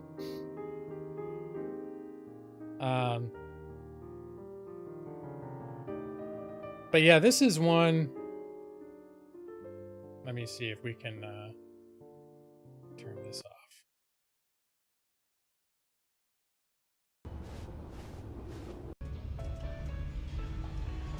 Is there an actual trailer we can look at? This is the story of a man named Stanley. He got up from his desk and stepped out of his office. All of his co-workers were gone. What could it mean? Stanley decided to go to the meeting room. Perhaps he had simply missed a memo. When Stanley came to a set of 2 open doors, he entered the door on his left.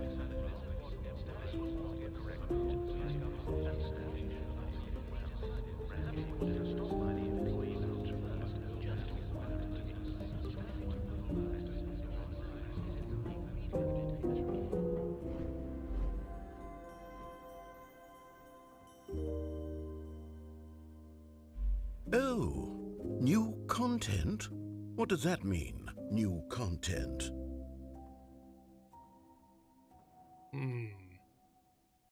They give us a clue here.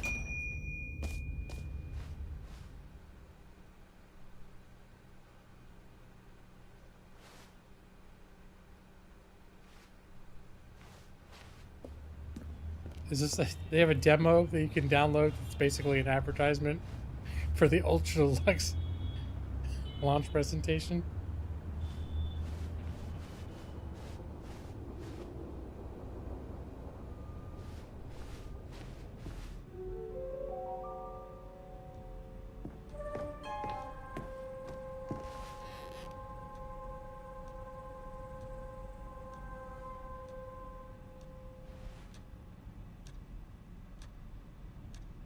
I'm here. Yes, I'm here. Yeah, I'm coming. I'm almost there. Yeah. Okay, I'm here. We can start the presentation now. The narrator just showed God, up. I've been up to my neck in paperwork, handling multiple storefronts. It's been a whole mess of nonsense trying to get this video game out of the door. Okay, what are we doing now? Oh, the launch trailer, right, yes. So, the Stanley Parable Ultra Deluxe is out now. Hooray. Let's see, what's next? Background and development history? What the...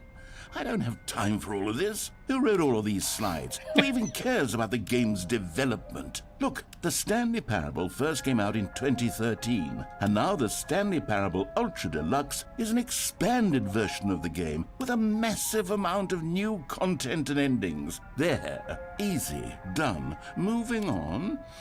Console release. It's also out now on these consoles. These ones. Okay, next up, previews of the new content. How bloody long is this presentation? I literally have my accountants on hold right now. They charge by the hour, so we need to get through this trailer ASAFP. Blah, blah, blah, blah, blah. There's lots of new content in the game. Yes, we know that. I explained it already. Okay, here we are. Launch details. It's $25 and for the first 2 weeks it's on sale. If you own the original Stanley Parable on Steam, you'll get this new one for 33% off. Is that the price? Is there anything else? Special thanks and acknowledgements? I don't have anyone to thank. I did it all myself. Turn the projector off. Turn it there. Okay. Well, it's been fun, but I have to dash. Buy the game. Buy it. Buy the game. Go on, buy it. Buy it for your granny. Bye-bye. I'm enjoying the promotional material.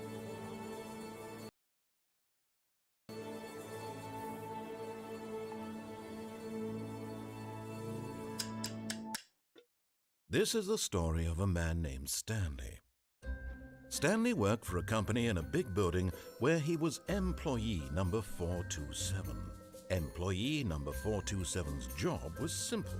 He sat at his desk in room 427 and he pushed buttons on a keyboard. Orders came to him through a monitor on his desk, telling him what buttons to push, how long to push them, and in what order. This is what employee 427 did every day of every month of every year. Now I kind of want to play it too, Joss. Others might have considered it soul-rending. Stanley relished every moment that the orders came in, as though he had been made exactly for this job. Stanley was happy.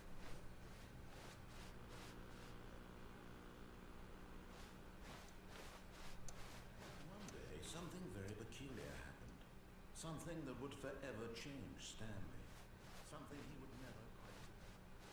Stanley walked straight ahead through the large door. Stanley read into the mind. Stanley was once again stunned to discover not an indication of any. Stanley walked. Stanley knew the office next. Stanley didn't want to go back to the office. Stanley took a first to like the Stanley decided to go to the meeting. Stanley's obsession with the Stanley didn't such a Stanley decided to fast himself on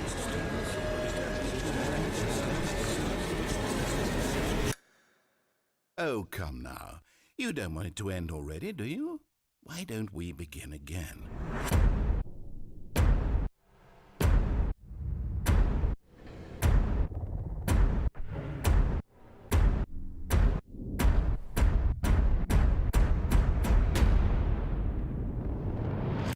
Wait, how did you do that?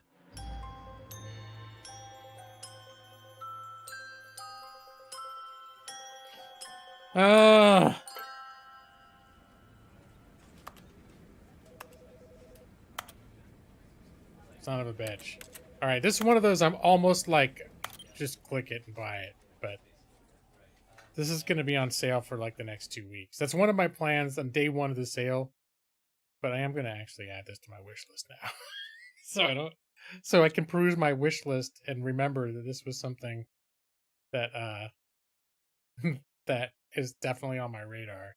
I literally, after watching those trailers, almost clicked like to buy it right now. Okay, it's 8. It's 11:20. So I probably need to. All right. Has anyone played the new version of it yet? Anyone here? I mean, you usually add stuff to your cart throughout the sale and then prune it towards the end and buy what's left. Now, I'll usually buy things a la carte as I decide to buy them. Because what it really comes down to is like, I usually try to ask myself whenever I buy something, either if it's a spectacular deal on a game that I think I'm going to play, soonish, like maybe within the next few months or whatever, then like God of War, I'm not really in the mood to play that right now, but if that was for like it was a 75% off sale, I'd probably get it, because the next time I'm remotely in the mood for that kind of game, I know I'm gonna jump on it. But in most cases, when I'm looking at games, the sort of question I ask myself is, do I like this enough that I'm gonna play it like within the next week? Like, do I like it enough that if I bought it, I'd want to play it right now? And if the answer is no, then I put it on my wish list, or I think, okay, well, I'll think about it.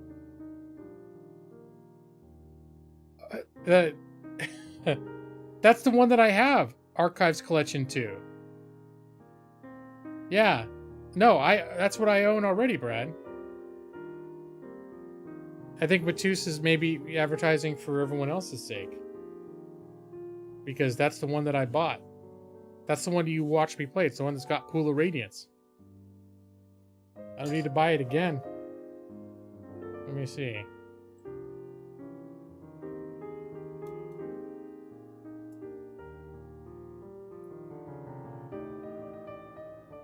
Yeah, collection 2 in library. Let's see, has anyone else wished for it? Matus, you have wished for it. Matus, why don't you have this game yet? $7.49 for enough content to keep you busy until you retire. You never play another game until you're like, oh, you're in a retirement home. You'd just be wrapping up the last of it and ready to move on to collection 3 at that point. Then you'll have time. You have it for the Apple II? Can you actually still play it? Do you have an Apple II that you play games on at this point? No, I've been through so many moves and so many purges of boxes and original materials. Let me see. Where would my original game be? It probably was in my room when I was away from home. I was like living away from home like during and after college. They sold our house and all my stuff went into a storage unit. And I didn't have room for it. Like being just like having a bedroom that I shared with a roommate. I didn't have room for all that stuff. And eventually, I think it was like my dad, his company was paying for it because he had to move for work. And then eventually they stopped paying for it. My dad was like, yeah, you're going to need to go down to that storage unit and like get stuff that you want. And I just was never like, I don't have any place to put it. So eventually I think it just got, like they cleared it out and auctioned the stuff off and got rid of it. So that is one of my gold box games, and probably the Apple. I'm trying to think, I may have actually still had the Apple. They had an Apple IIc.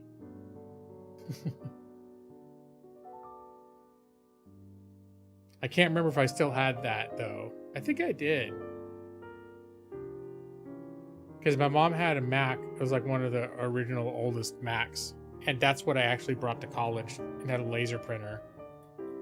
That's what I actually brought to college to do my like college work. Was that old? It was like had a 10-inch or an 8-inch like super small screen and a laser printer, and it was like advanced. It was considered super advanced for the time. I'm pretty sure the Apple II just stayed home, but now I'm not sure. I'm not sure if we still had it at that point. We did. Anyways. Yeah, I see Nick said that he played the Eye of the Beholder series, but I took a look over that and I don't think that's my speed. That's like real like live action, not turn-based combat. And that's kind of not something I'm super psyched to try.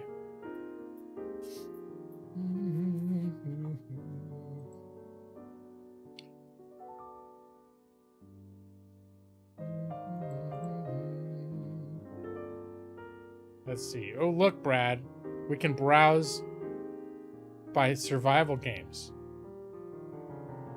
Rust, I've never been that interested in. It just seems like it's basically a massive PvP fest.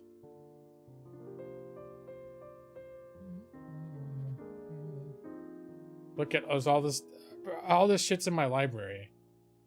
Almost. Raft, V Rising, Dead by Daylight, Project Zomboid, The Forest, No Man's Sky, Risk of Rain. This is a game, Risk of Rain. Super, people make a super big deal about it. And I got it. I played it for a couple hours. And I'm just like, It feels just like a generic action-y game. But for people that like action-y games, where the whole game is just action and shooting stuff, it's supposed to be really good. Little Valheim. I've been getting an itch to play Valheim again. But I just don't think they've added enough content at this point that I really want to wait till they're done and then go and just play it from the beginning again. I don't want to dive in and spend 3 weeks playing through it and then run out of content again and be like, well, someday they're going to finish it. Well, this is Risk of Rain 2. This is 3D.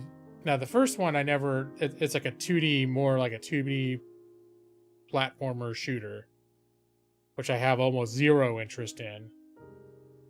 But this one being like a 3D exploration platformer. And it's got kind of supposedly the real fun in it is it does have a progression where you keep adding, is it either skills or equipment or something to your arsenal over, like you die and you start over, you die and you start over, and you keep building up. And then the actual, like the way that the levels in any particular playthrough, the progression of those works is supposed to be pretty engaging once you get into that loop. So apparently it's just got a lot of systems that once you let them sink their hooks into you can like be really satisfying. Yeah, out of the wish list it goes. No, it's like, I think it's just, and I kind of knew before I got it. I think I got it on a sale like this, or like for around $10. I kept all the reviews and stuff. Oh, it's a fast-paced action shooter, exploring, blah, blah, blah, blah. And I'm like, fast-paced action shooter's not my jam. But it sort of I was sort of like sold on the possibility that if I just give it a chance and let myself play it a little bit, it'll click. And maybe I just didn't give it enough time, but really I gave it a couple hours. It didn't click. And so I just didn't stop. Stopped playing it, and I haven't picked it up since. But it's still one of those I'm thinking, again, like if I get in the rare mood where I feel like doing a fast-paced shooty game, I might be like, all right, the stars are in line, the mood is right, I'm gonna reinstall it and play it, and maybe this time it'll click. Show more. Ark Survival is kind of cool. It's super grindy. But it's one of those games that would probably be cool on a dedicated rented server if you had a group of friends to play it with. But that's sort of like a lot of the open world survival games that I've already played. But the world's not procedurally generated, it's handcrafted. And it's got like dinosaur taming mechanics is a huge, like big part of the game. There are dinosaurs out in the world that you can tame and then breed and do all sorts of stuff with. And when I was playing it, I was enjoying it. Just the whole like I'm building my little house, and it was hard, but I was playing solo in a private world. I can't remember if I tried a new world where I made it.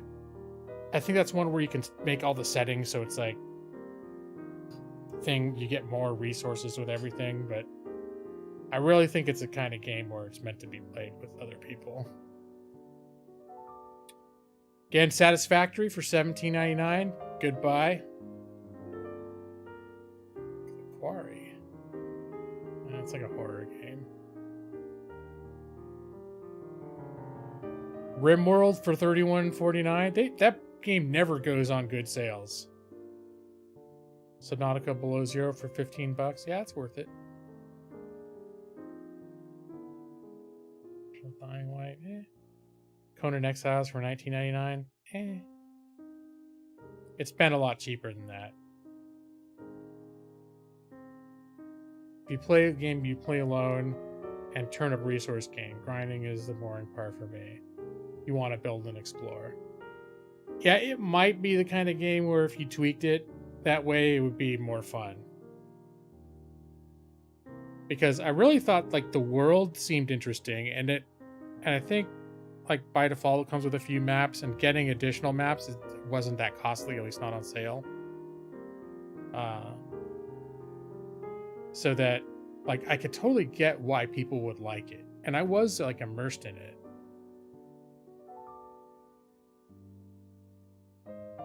The Outer Worlds was available on Game Pass, and so I played a bunch of it, but I didn't finish it. I think what happened, I got to a point, and this just, you know how I haven't finished Fallout 4, and part of it's because I've just done the Bethesda formula so much. That's one of the concerns about like Starfield if it comes out, but I think Starfield is doing enough weird different things that it's going to be somewhat exempt. But the thing that was happening with like, it literally did feel like a Fallout game, Outer Worlds. And I thought it was well done, but I also realized, I think there was a point where I realized I was already on the last world. Like, it's a small game. And I think it's worth $10, but I was expecting it to be on scale with a Bethesda game. And then at a certain point I realized, like, maybe that should have given me the incentive to push through and finish it, because I was probably 80% of the way done. But once I found out that it was like, oh, I thought I was just getting warmed up, and it turns out it's almost over, I got a little bit, like, disenchanted with it. Yeah, it was a good game.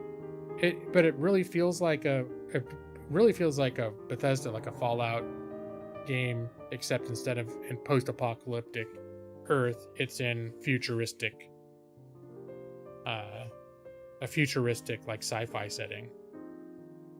And you know, having your own ship is kind of cool, but it's basically just, I think it's a little bit like, I think the way Star Wars: The Old Republic was, where you get on your ship and it just, there are pre-selected landing spot on each planet. Or it's like, oh, if you go to planet, this is just where your ship's going to be. And that's one of the things that I'm kind of interested about. I was going to say No Man's Skyrim. Bethesda's... No, I can't remember now. I want to say Star Citizen. I'm getting tired. But Bethesda's new one is... There's all these planets, and apparently you can land your ship anywhere. So it's a lot more open in that sense. And that's something that's kind of intriguing. Although, like, 99% of the places you can land probably not gonna be anything there. But you could do it, goddammit. Starfield. Yeah. That's fine.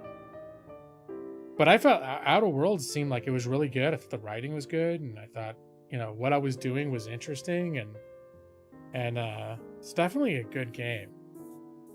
I think I just sort of got, you know, I get burnt out on that formula pretty easily.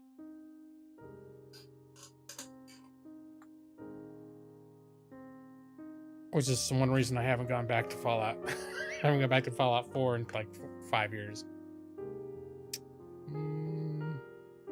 Yeah, Risk of Rain. Well, it's $14.99 regularly, which is already a good price. $9.74 is pretty good. Old World, Core Keeper, Planet Crafter again. I think if Planet Crafter were 50% off, I might be inclined to get it. Green Hell for that price,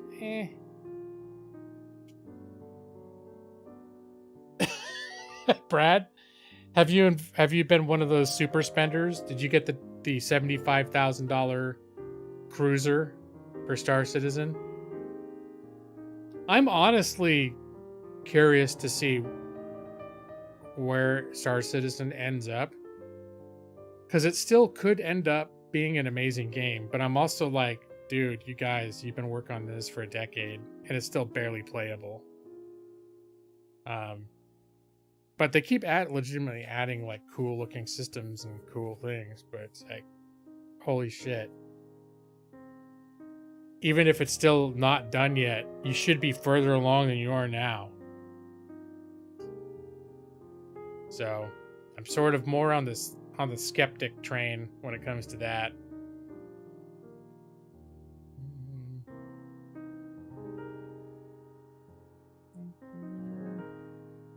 Factorio, no sale. Typical. Aliens Fireteam Elite was actually a lot of fun. I played that on Game Pass. It feels like playing Aliens. Like you're colonial marines. I was playing that with my friends in San Diego. They play on the Xbox.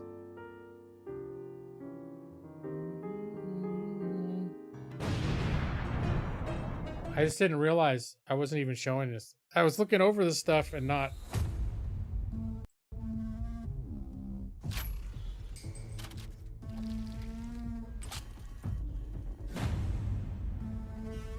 Now, Star Citizen's still like in pre-alpha. You can play it, but it just is super incomplete.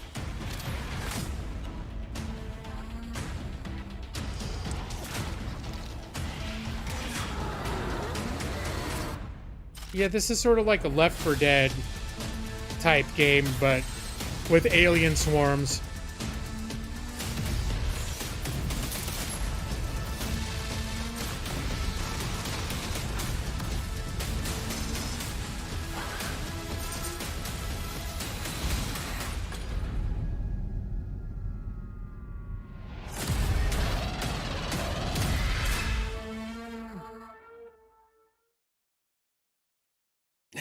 I just clicked on that by accident. Oh shit, Kenshi for $11.99? Holy shit, no, that's a good deal. I've never seen Kenshi, at least since release, I've never seen Kenshi this cheap. I think I got it for like $5 back when it was nothing. It came in a bundle with a bunch of games that went nowhere. But this game, this dude really stuck to it and made something cool out of it. I streamed this game before. I think I went through a phase streaming it.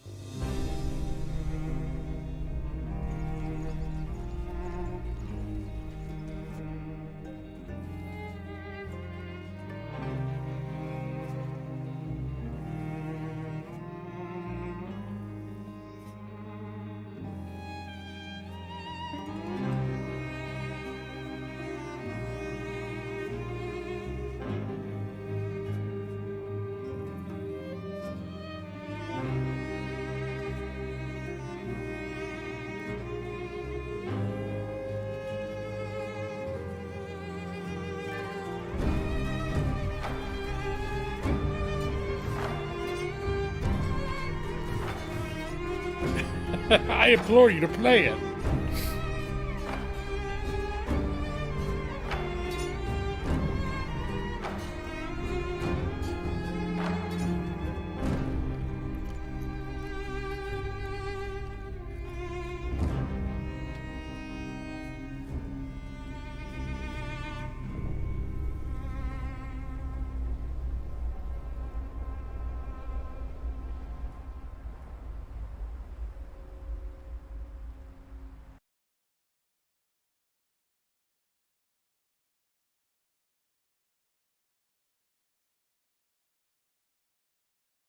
Here.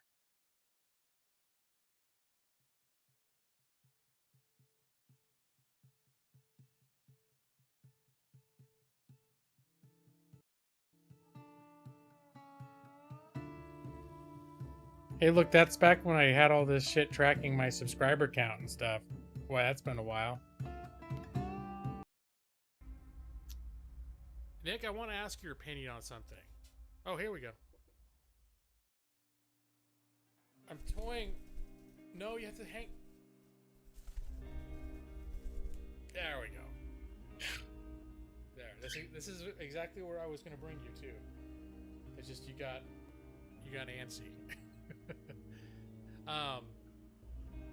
I was entertaining the idea of dabbling with Dungeons and Dragons, like tabletop D&D again. And oh, look what's happened since then. What edition do you recommend at this point?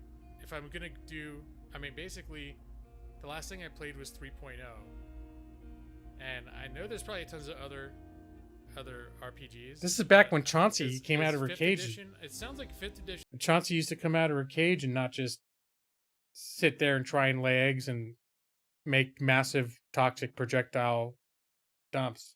It's pretty good, and I'm thinking about doing that. But I can get access to Pathfinder stuff super cheap. So it seems like, has everyone moved on at this point? The fifth edition? I guess Yes. that's my question. Is in like RPG circles, is it sort of like, I guess Pathfinder is still a is thing. 5th edition sort of the mainstream thing, or is Pathfinder? Actually, Pathfinder's starting a version 2 as well. Aren't I was they? trying to decide whether to go I saw that. 5th edition Anyway, here's D&D like or a test mode Pathfinder. something. Does she eat live food? I don't think so. I guess if she found bugs, she might eat them. But we give her like, basically we give her seeds, but we also give her whatever they can eat, almost whatever we can eat, with some exceptions. Like you don't want to give them like avocado for some reason, or chocolate. Certain things they can't have. Yeah, I had a lot less gray. This So a is lot of only times, I in just have a little- 2019. We have her seeds and like on top of her cage a little dish where I'll bring her fresh food, usually whatever I'm making for myself in the morning. I'll put a little aside for her, and then some vegetables and that sort of thing. You suggest 5th edition, unless you're nostalgic. The last I played was 3rd What amount of edition, choices, though. but- So, okay, that's the thing I was concerned about, is Pathfinder. oh yeah, look at this. Look sort at this, of Nick. and especially So now you're saying I never recommend Pathfinder to someone going back to D&D after a long, long break? You're saying I suggest 5e unless you're nostalgic for older editions. If you want a mountain of choices and a bunch of math, Pathfinder works fine.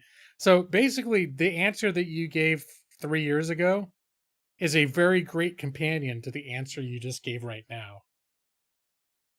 Yeah, it's like, it basically 3.5 was more complicated than 3, and then they made D&D 4th edition, just completely went a whole different way. And Pathfinder was like, well, if they instead just kept building on what they already had, welcome to Pathfinder. because if I played it, I'd be bringing people in who've never played RPGs before. Yeah, look at Chauncey hanging out on my shoulder.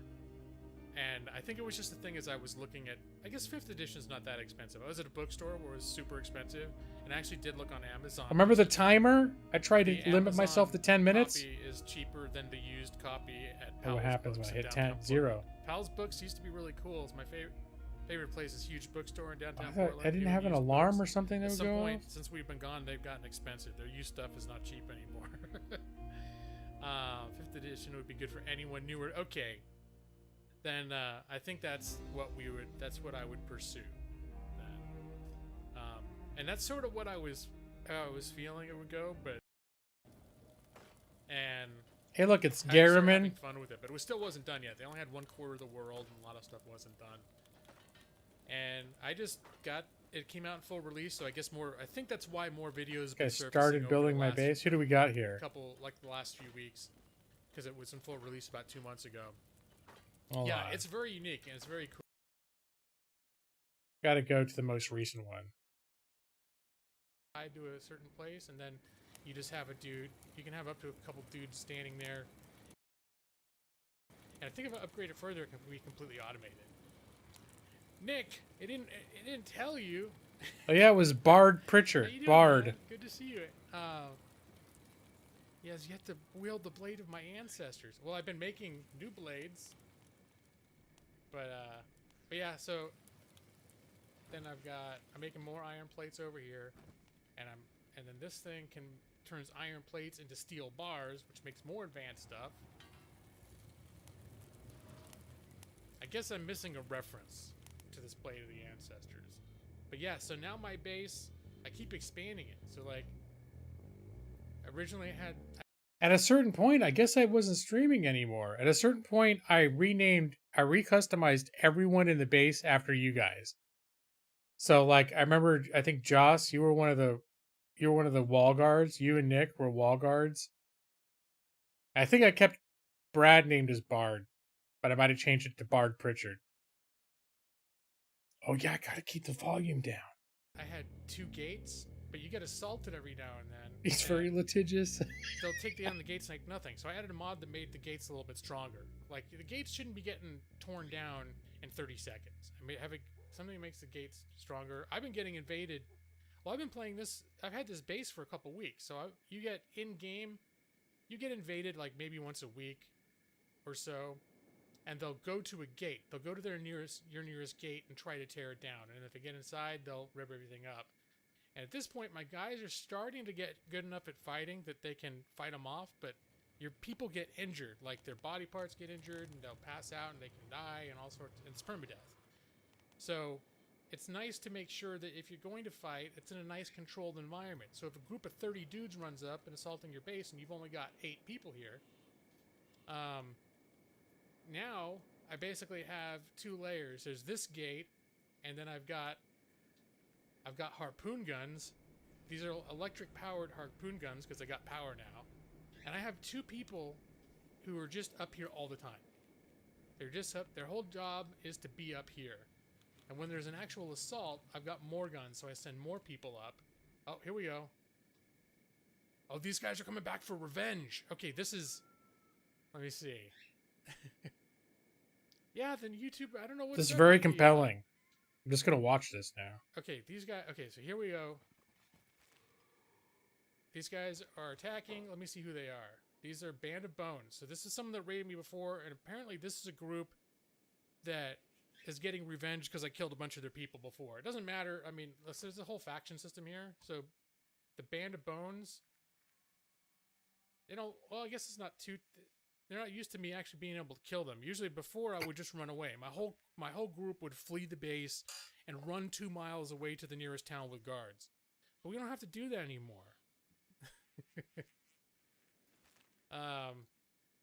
So let's see. What I'm going to do instead... Yeah, it's pretty good. We're going to select a few people to come man these extra harpoon guns. So you gotta turn this shit up, man. Oh, it's already up. In fact, is anyone else? Maybe someone else will run up there. I think some people. I want to see this raid get dealt with. Oh, this guy automatically, if the gate starts getting damaged, yeah, he automatically comes and starts working at the gate. I thought there were a couple people that might automatically run up and start manning the extra turrets. And I turn off their other jobs, so they'll do it. And it's got kind of like RimWorld people mechanics. Yeah, he is. Okay, Jimbad. Where you just assign jobs. Actually, Jimbad's doing some heavy labor right now. So why don't we send... You sort of automate your people. Bard is, yeah, Bard's good at turrets. Here, turn on... You just want every stream to be a reaction stream to previous streams. And go man that turret during this raid. Then you can go back, you can do all the stuff. And the rest of these people, we can actually sort of just leave them. Oh yeah, I think there were people running to man the turret. That's something that I've watched other people do. You see the gate here. Like just reaction videos where they watch videos just about topics about gaming or whatever. And then react to like what's being said in those videos. I would almost consider doing that if I wasn't afraid of like getting copyright struck. The extra turrets during the thing. But you can see these guys are getting knocked down tidily right now. But what we can do instead is let me see. You come down here. All you guys who are not part of the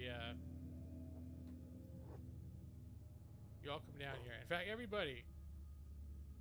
everybody here, stop doing jobs. Come down over here. Guards, stop doing jobs. Come down over here. And we're gonna open the gate. Outlongs, come on. We need to get some melee training. And hello, Madros. Welcome. Thank you, Josh. Yeah, I'm kind of pleased with my base. So this is our little kill box. So basically, I'll close this. It's like an airlock. I'll close this so that none of them are going to wander into our valuable areas. And usually sometimes I'll have people still training that aren't good at fighting yet at all, or maybe I just don't want to divert all of my people to the fight. Maybe I want some people to keep, harvesting crops that need to be harvested. So I'll just bring a few people out to fight. Here's my camera now. So now we'll open this, and then they'll all kind of go for it. All right, go get them, guys. Oh, some of them are even going up to go after my turret dudes. there's slightly more of them than I thought. Luckily, my guys right now are reasonably good at fighting.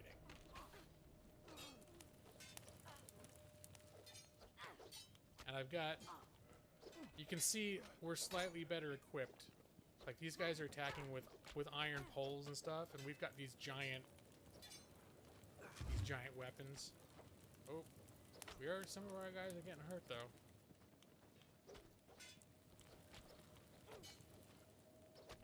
Yep, I could watch this all night. See, the little... Oh, no, see, one of my guys is down. Now, he's not dead. Well, look at Jim Bad. Jim Bad's our main... What I could do is I could just come up with a playlist of my streams, and then I'll just turn my microphone off and go to bed. And then my stream would never have to end. Stomach needs bandaging. It's slowly getting worse. Now, luckily, by the time this battle is over, we're still going to have... Actually, it still need to end when it was time for work tomorrow. So. Like, if everyone got wiped out... Actually, no, I really couldn't. I could just switch over. It would probably kill I could do a 24-hour stream if I wanted to. What's called a recovery. The reason I'd have to stop is if I actually wanted to play a game without being on stream. You think having me here? And then you can see... Well, I could keep my microphone on so you could hear me, like, hear my bed creaking when I move, or, you know, well, it doesn't really creak, but he's getting kind of a good beating on him. You hear me snoring once I fall asleep. You probably hear that. My microphone will probably catch that. Would that help, Brad?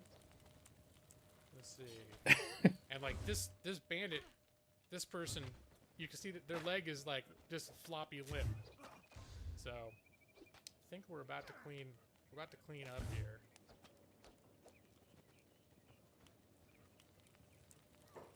So I think what we're going to do, now everyone is, no, we're still fighting a little bit. I wish you could enter recovery comas.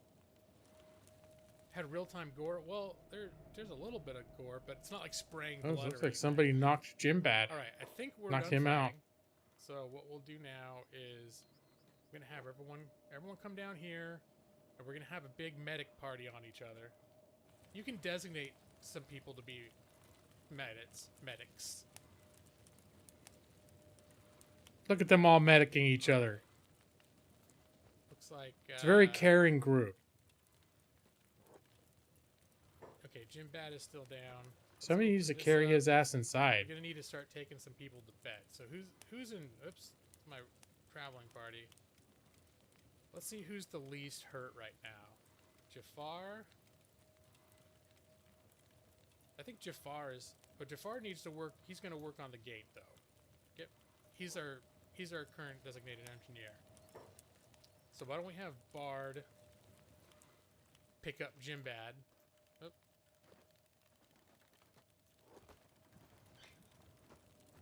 And let's bring him back in. Now they're in. We'll close the gate. Now most of these guys are just unconscious, the bad guys, so they'll probably be getting back up again. Let me see. Let's close that. Let's get a look at some of these guys. Unconscious. Although they're looking, a lot of them pretty bad. Some of them are going to get back up again now. Alright, well, if they do, then we'll be able to handle it. So Bard. And who else is hurt enough that I should send him to bed? Hotlong's head got pretty bashed in, so we're going to send him in for some rest. Hobbs got pretty bashed up. Bard is carrying Jim Bad. We'll put Jim Bad to bed. So you can see why sometimes I might not want to engage in combat. It's actually good for them, makes them stronger in the long run to get beat up and stuff. But obviously now half of my well, it's true to form, Brad. Needs to sit in bed until they... He probably wasn't paying attention to present day chat either. Let's see.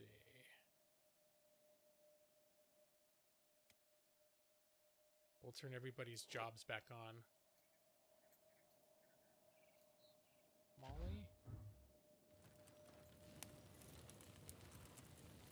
Uh-oh. Well, who's this? Bandit's getting back up. It's their war leader. We don't want him coming back up. No, there's no coup de grace, and that's something that I was talking about this last. I think it was. Oh last yeah, time. well, it's That's hard to why keep I track of saw a who's mod who. Called Crucifixion, Brad.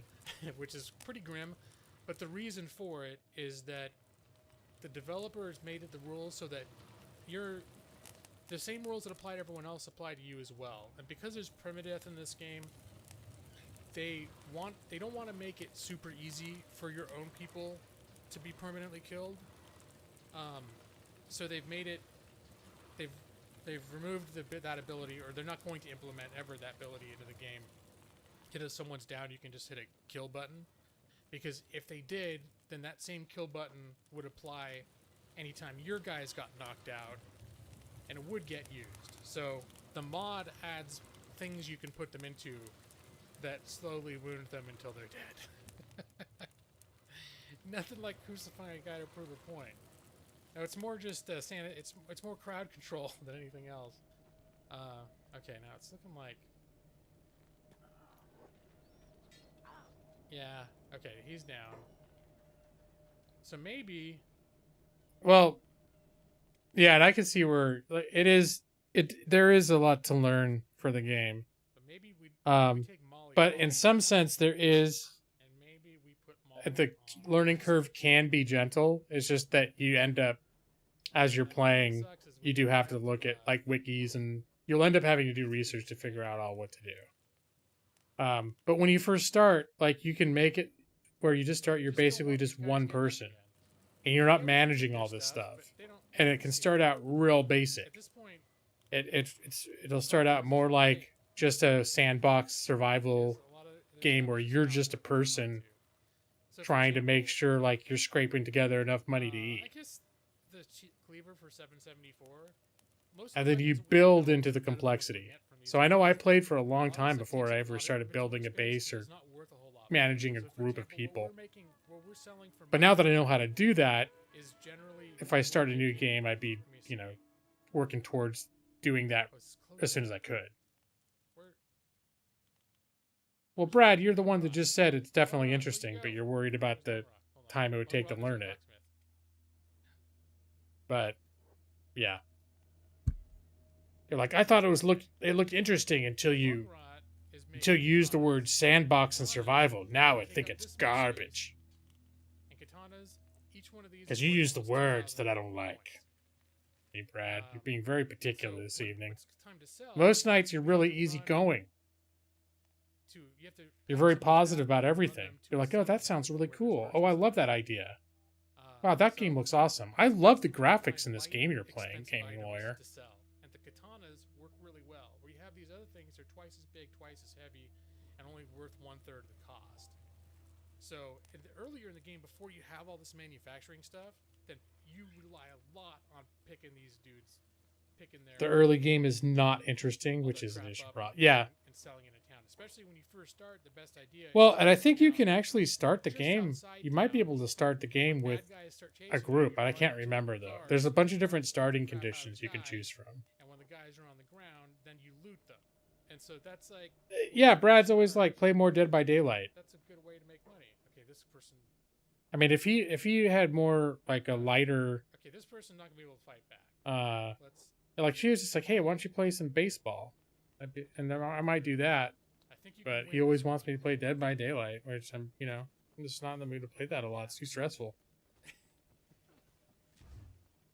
Oh, and meanwhile, some of these guys out using words is for suckers. And the people on the turrets can take him out. That's another thing I could do. All right, God damn it, it's midnight. Okay, I got it. This has been fun. Don't get me wrong. This has been fun, but I gotta go. Like midnight is seriously time to go. So, But it's been fun. I started a little late, streamed a little late. Probably gonna be a little bit regretful when I'm starting work in the morning, but sometimes you gotta do what you gotta do. Here. You wanna see the rest of it, Brad? There you go, here. Here's the link.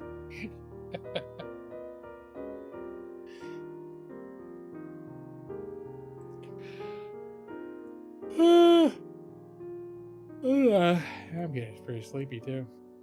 All right, guys. So without further ado, thank you all for hanging. You know, Thursday night, take it to the bank, etc., etc. I'm glad I didn't have to leave exactly when Joss showed up, which is one of my signature moves. But Joss got to hang out while the stream was still alive, so I'm happy about that. And yeah, it's time to dim the lights and do the thing. But I'll end up accidentally talking for another hour. All right. Go to sleep and good night. Your eyes are getting so heavy. Go to sleep now. Brad Pritchard just died. Nick C. Matus. Go to sleep. EV23, if you're still there, I'll be waiting for you in your dreams.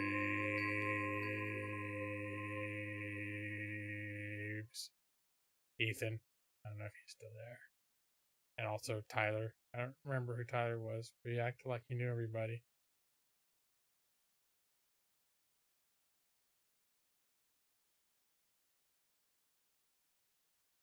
Overlord McGeek, for example. He's there. Jeff Harbor, I don't know. Maybe he's there, lurking. Huh?